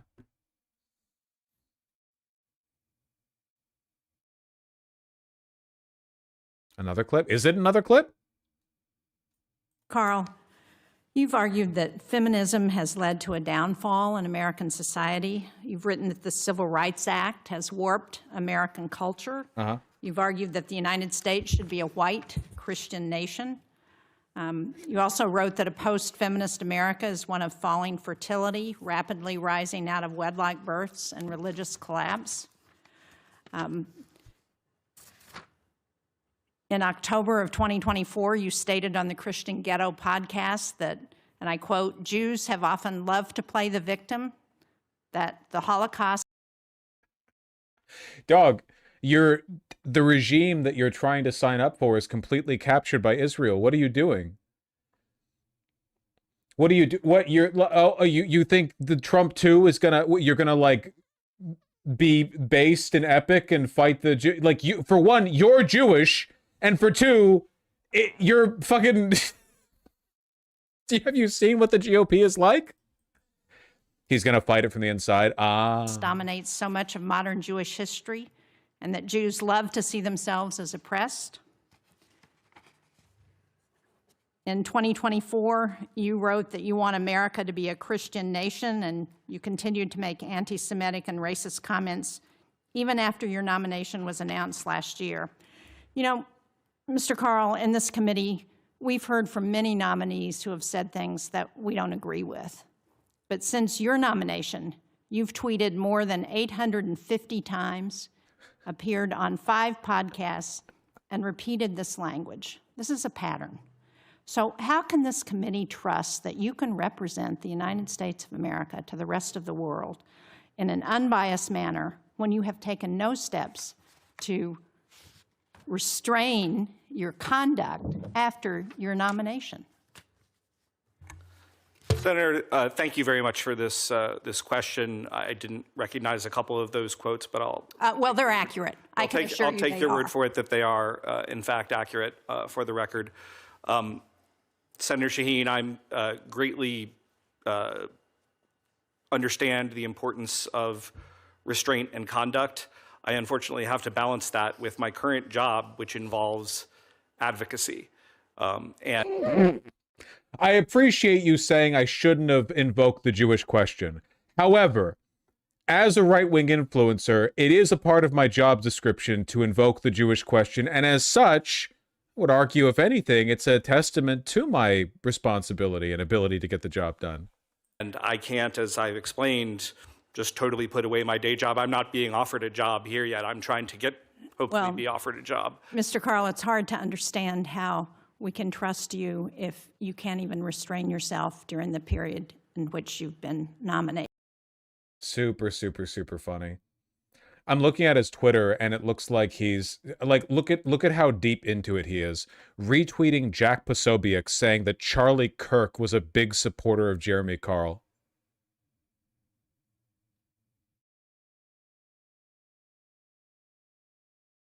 Candace Owens must stop making up claims about Erica Kirk.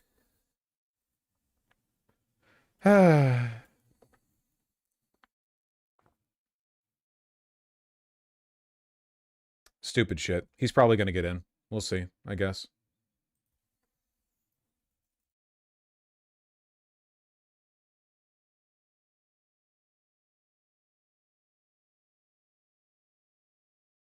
That's what she said. That's what nobody said to him.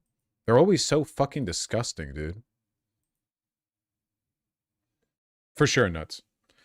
Well, I'm done talking politics. How are you guys doing?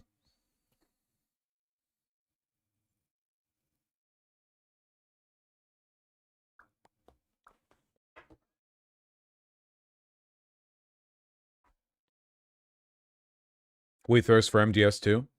We'll do it when we can. We'll do it when we can, okay? Speaking of, here's a Twitter account of nothing but Candace failing at speaking English properly. Oh, you want me to watch compilations of a proud black woman not speaking English the way you're comfortable with? Okay. I mean, if that's what you find entertaining, I guess. I don't personally. You know, it's not really my thing, but...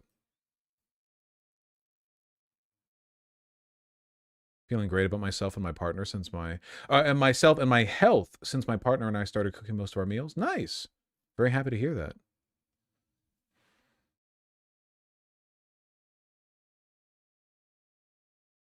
Will you play Twin Snakes? I don't know what that is. You have to just say Metal Gear Solid 1, 2, 3, 4, 5. You just have to say the number. I assume Twin Snakes is 2 because twin. Probably. Twin Snakes is the GameCube remaster of 1. No, why would I replay 1? I just finished 1. I've got enough stuff on my plate. Why would I replay 1? You're insane.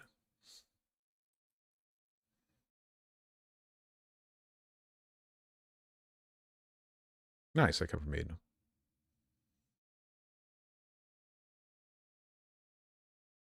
I enjoyed playing the original.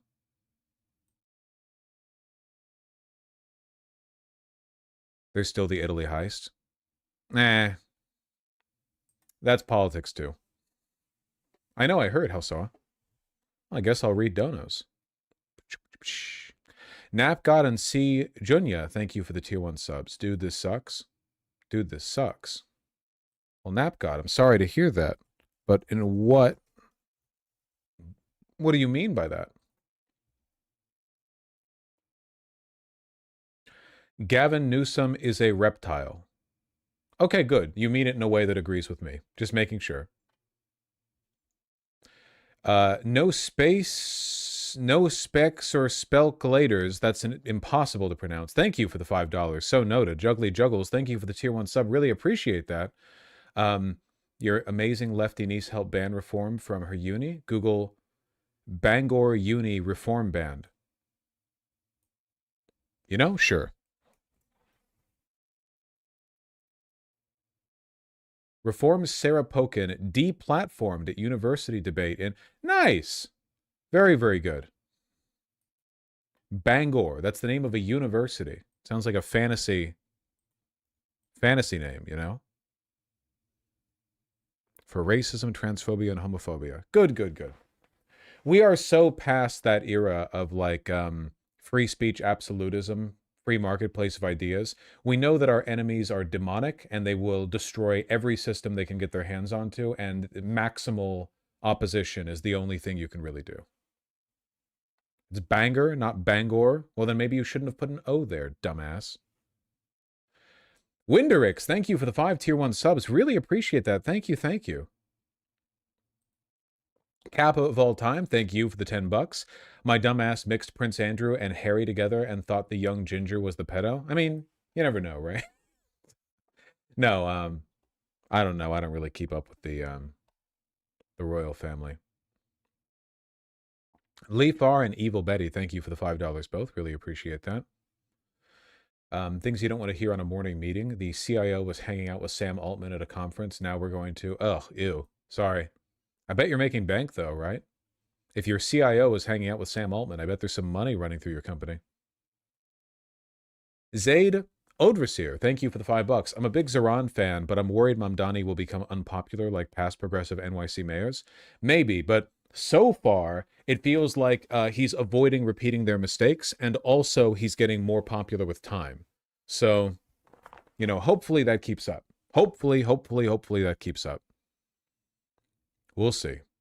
Novocaine, thanks the tier 1 sub. Synthetic Scroll, thank you for the tier 2 sub. Welcome to VGG from YouTube. We're very happy to have you here. Thank you. Jexcel, thank you for the 5 tier 1 subs. Really appreciate that. Finally got a computer science job. Thank you for the streams, keeping morale high. Wonderful. Really happy to hear it. Congrats. Also went to a Talarico rally a couple days back, but was turned away since it filled up. That's a good problem to have with your preferred political candidate, right? You know? I mean, I'm sorry, but at the same time, I'm glad a little bit. I'm happy. Hopefully you're able to see the next one. DVS Offline, thank you for the $10.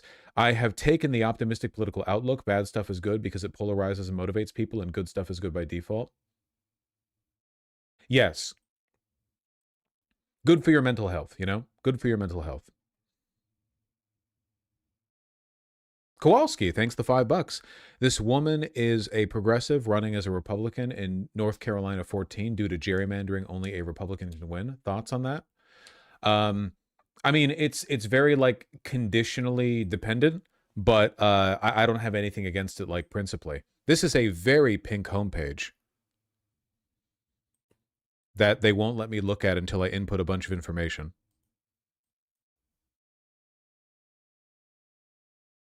But I have nothing against it principally, you know?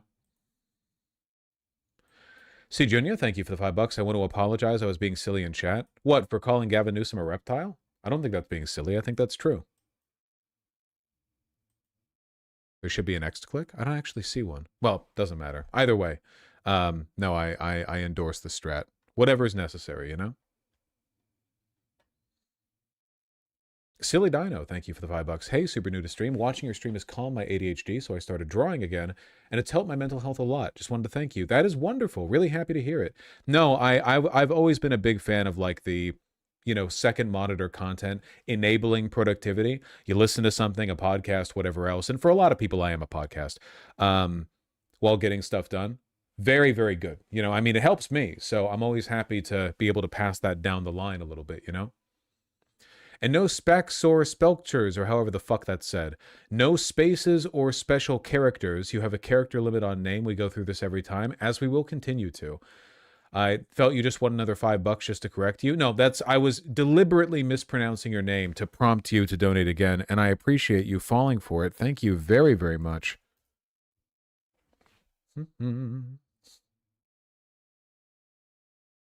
Get bamboozled. Balls Deep 6969, thank you for the super kind $10.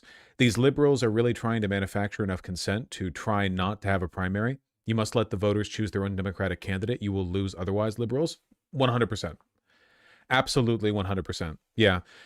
It kind of feels like they were able to skip out on a primary in 2024, and now they just want that to be that way forever. Like, they want to enable a culture where they just assume a candidate before the primary, like no more upsets. You just have to commit yourself to it, which is completely psychotic. I mean, deeply undemocratic, and also very ineffective and unpopular. Bad for literally everybody, unless you're in the cabinet of the person who you assume is going to win. Just, I don't know. It's crazy to me. It's crazy to me.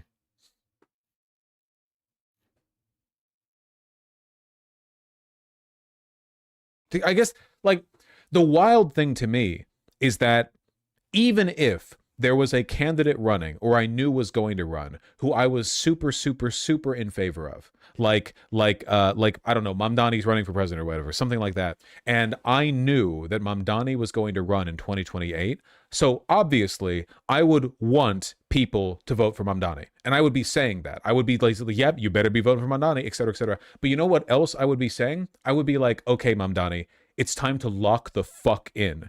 You need to make the best argument you can to the Democratic establishment, to the electorate. You know, like, I would never only turn my eye outwards and just blame everyone else for not voting for him. I would be advocating for him to do the best possible job pitching his case to everybody, as I did in his primary. Like, even when he was running, I was like, all right, you know, yeah, this is good rhetoric. This is going to appeal to people, because I don't just believe that my guy should get to win because I like him. I understand how politics works.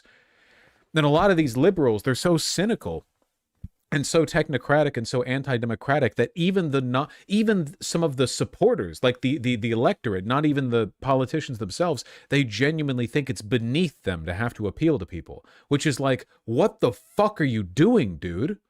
Jesus. Also, in my opinion, the Democratic Party lost the ability to vote shame people when Zoran won the Democratic primary, and then they pitched Cuomo as a failure candidate to run as an independent in the general, and Schumer and Jeffries both did not endorse either candidate and just watched to see it play out. Like, you definitely lost a lot of the moral high ground when so much of the Democratic establishment refused to take a stand, even after Mamdani had unambiguously won the Democratic primary.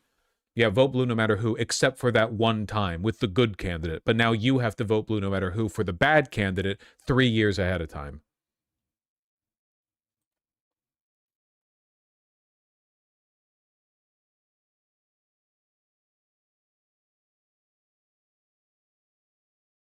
Sorry, I got mad there.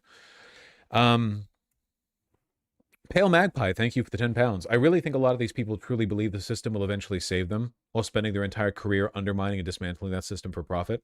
Yeah, maybe. I think that apathy is the great death. I think that a lot of them don't really believe that the system can work. They basically just think of it as a like a Machiavellian free-for-all, where you scramble up as much as you can in the system as it works, and you're all just fighting over ruins. Nobody even has a vision for big changes. Stuff that might have been like a big push 70 years ago, you know, like the highway, you know, the great national highway project. Nowadays, like it is considered an ambitious dream to even believe we can fund them. Interstate, thank you. Yeah, you know what I mean. Greg Cucharo, thank you for the 10 bucks. Clavicular POTUS maxing 2028. Nah, he's washed. Did you hear about how he got brutally frame-mogged by the ASU frat leader? After an incident like that, I don't know. I don't even think Clavicular could win a Senate seat. Catherine Johnson, thank you for the $5. Professor Voosh, but Obama led to Trump, not Biden. It felt very progressive to vote Obama, but Trump cult bubbled up. The pendulum swung. But it happened to both. Like, Obama did lead to Trump, and then Trump to Biden, and then Biden to Trump too. Obama did not cause Trump. Actually, I disagree with that. And I made this argument before. I said that, like, Obama's do-nothing strategy, like, did lead to... So the underlying social forces that caused Trump to become popular within the Republican Party were largely like Gamergate, the Tea Party, and the fact that Republicans are massive racists, right? But like in a broader national climate sense, the big problem here was that Obama kind of was a do-nothing Democrat. Like, he had 2 terms and a massive mandate, and with them, he passed the Republican version of a healthcare plan that just subsidized health insurance companies. And what else? Genuinely, 8 years. For a time, he had all 3. He had Congress, the House and the Senate, and the presidency for 2 years. What did he do with this time?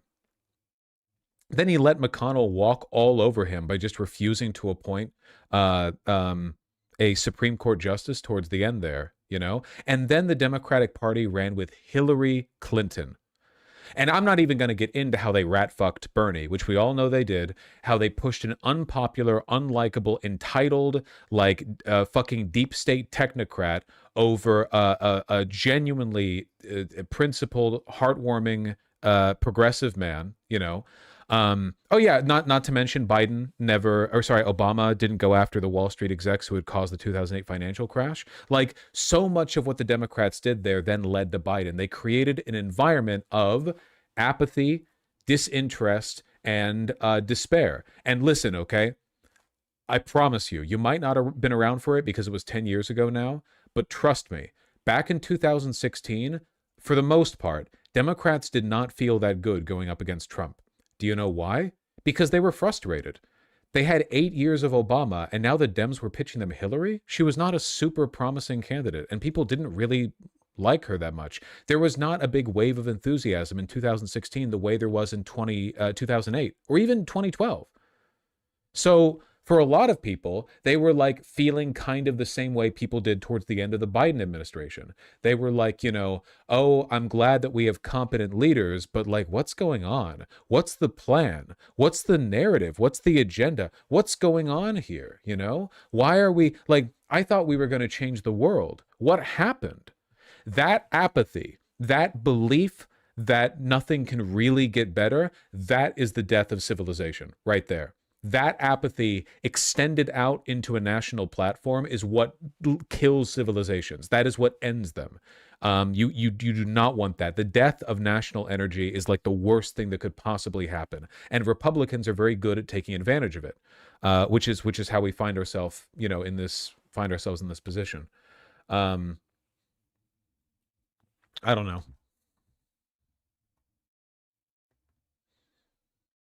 The Democrats have to pitch a good candidate, or Republicans will inevitably take advantage of the void that their lack of good leadership leaves. Batty, thank you for the very kind $20. I agree that Trump winning in 2020 would have most likely been better overall, but at the same time, the kerfuffle over the Epstein files would not have been a thing. I mean, maybe. I don't know. I don't really know how that would have changed, I guess.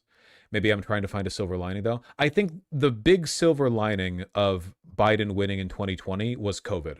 Trump managing COVID would have caused more deaths, though it's possible in the long run that this version of reality will cause more deaths. Actually, it's guaranteed. With the end of U.S. aid, millions more have died in this timeline than the one where Trump won in 2020. But, you know, it is what it is, I guess.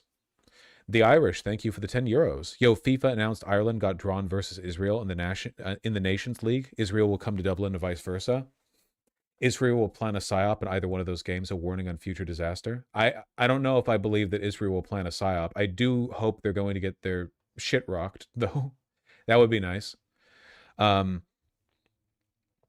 Field and Greg Cacharo, thank you for the $10 both. Really appreciate that. Thank you.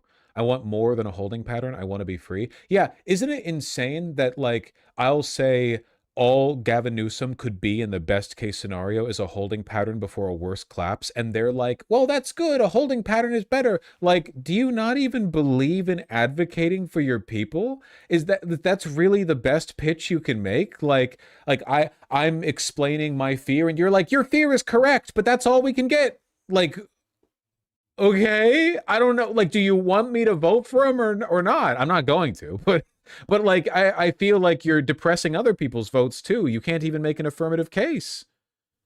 It's crazy. Hey, River. Bye, River. Make here. Thank you for the $10. Hey, Vosh, been a while since the last dono, and I missed you. Got a new job and working out more, all around happier life. Hope your life is going good. Thank you for the content, even if it makes me more of a Leninist. Listen, okay, Lenin went after the wrong people, okay? There are a lot of the authoritarian tendencies that Lenin had that I think are defensible in the abstract were indefensible because in large part he directed them against his fellow, like, workers' councils and anarchists. He had them shot in the back of the head before the war was even over, you know? That stuff is indefensible.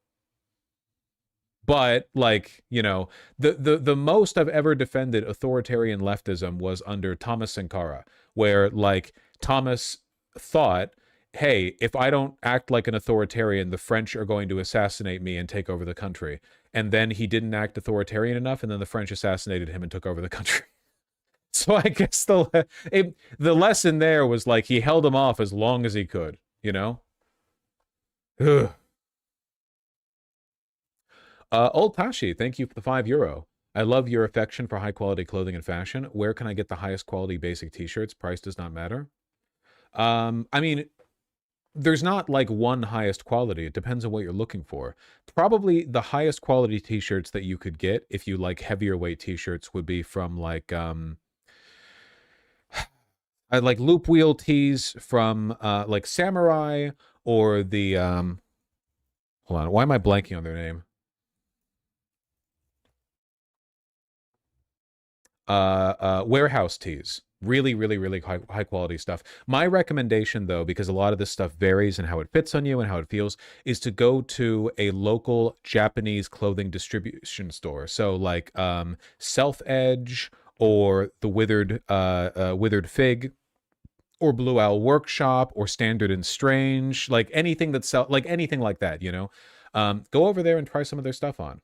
But yeah, in terms of, like, quality clothing, you're probably not going to beat the kind of stuff that you would find at like a place like Standard and Strange, you know, the stuff you get from Japan.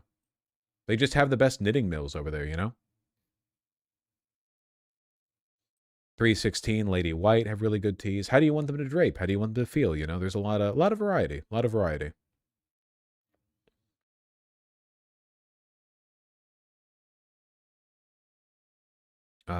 Vulcan Nova, thank you for the $10.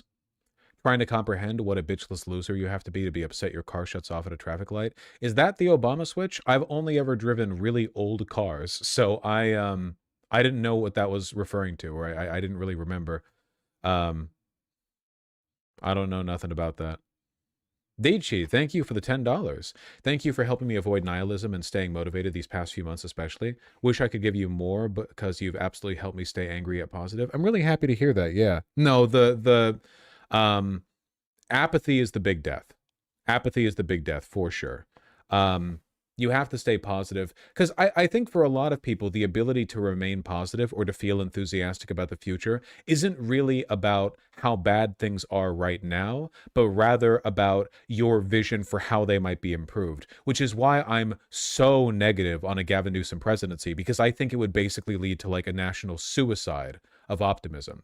Like, you know, Trump 2 is finished, the country's in tatters, and like the Democrats are like, hey, here's the best we've got, this fucking sociopath, yay, and he wins, and then like everyone on the right is empowered because he's such an easy person to defeat in future elections, and everyone left of center is just like wretchedly miserable. Like, it's draining having to defend him, it's draining having to listen to him speak. There's nothing to defend. You're just like, you would have a bunch of regular liberals doing what Nick Fuentes is doing right now, which is detaching themselves from the national project because it's so embarrassing having to defend it. Annie, the Mersby Schwanen shirts are very good. They're 215s. I had one for a while. Unfortunately, on my body, I felt like their collar didn't sit right, but I've seen them sit right on other people's. I think it might be because of just like my chest proportions.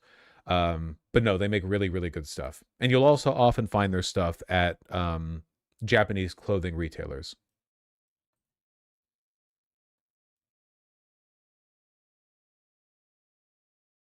Yes. Low Weed, thank you for the super kind 20 bucks. I really appreciate that. Thank you, thank you. Bones Collector 25, thank you for the 10 bucks. Thanks for doing what you do. You really helped me keep updated on politics and understand it better. Thank you.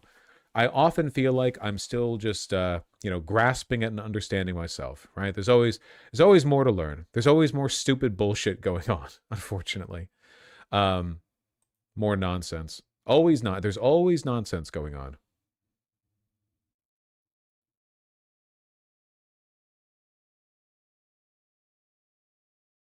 Dichi, thank you for the $5. Take the O's out of Cuomo's name. What do you get? Come. I never thought about that. I never thought about it that way. Thank you. Tess Trekkie, thank you for the 8 Australian. In Australia, the Conservative Liberal Party has just dropped their moderate leader and veered hard right to compete with the One Nation Fascist Party. Yeah, my understanding is that the right in general is not doing very well over there in Australia. You know, they have not done a good job appealing to the voters. So hopefully their pivot is not rewarded with more attention, you know? And No Space is sad. Thank you for the $5. I've conformed to the way of Vosh by changing my name. It is a lot easier to pronounce. No Space is sad. It's much easier to pronounce. All right, folks. I love you all very much. I'm going to be here tomorrow, if you can believe it. In the meantime, everyone have a wonderful day. Drink lots of water. You guys get the drill. Man, I feel like I'm still hopped up on the arguing with chat at the beginning of stream, you know? I love that stuff. Rescriptor, thank you for the $2. I really want to talk more about this. I want everyone to be really, really clear that no matter what happens in the midterms, the Democrats have a very, very, very high bar to meet when it comes to like putting forward their best candidate. You know, we just speak like the midterms. They could win. They could get like a +50 majority in the House. They could win the Senate. All right. It would not change the fact that it's all for nothing if they pitch a fucking stupid ass bad candidate for the subsequent primaries. So yeah, we'll see how it goes. I'm gonna go play more Diablo 2. Did I say something wrong, my donut? Not at all, Miara. Not at all.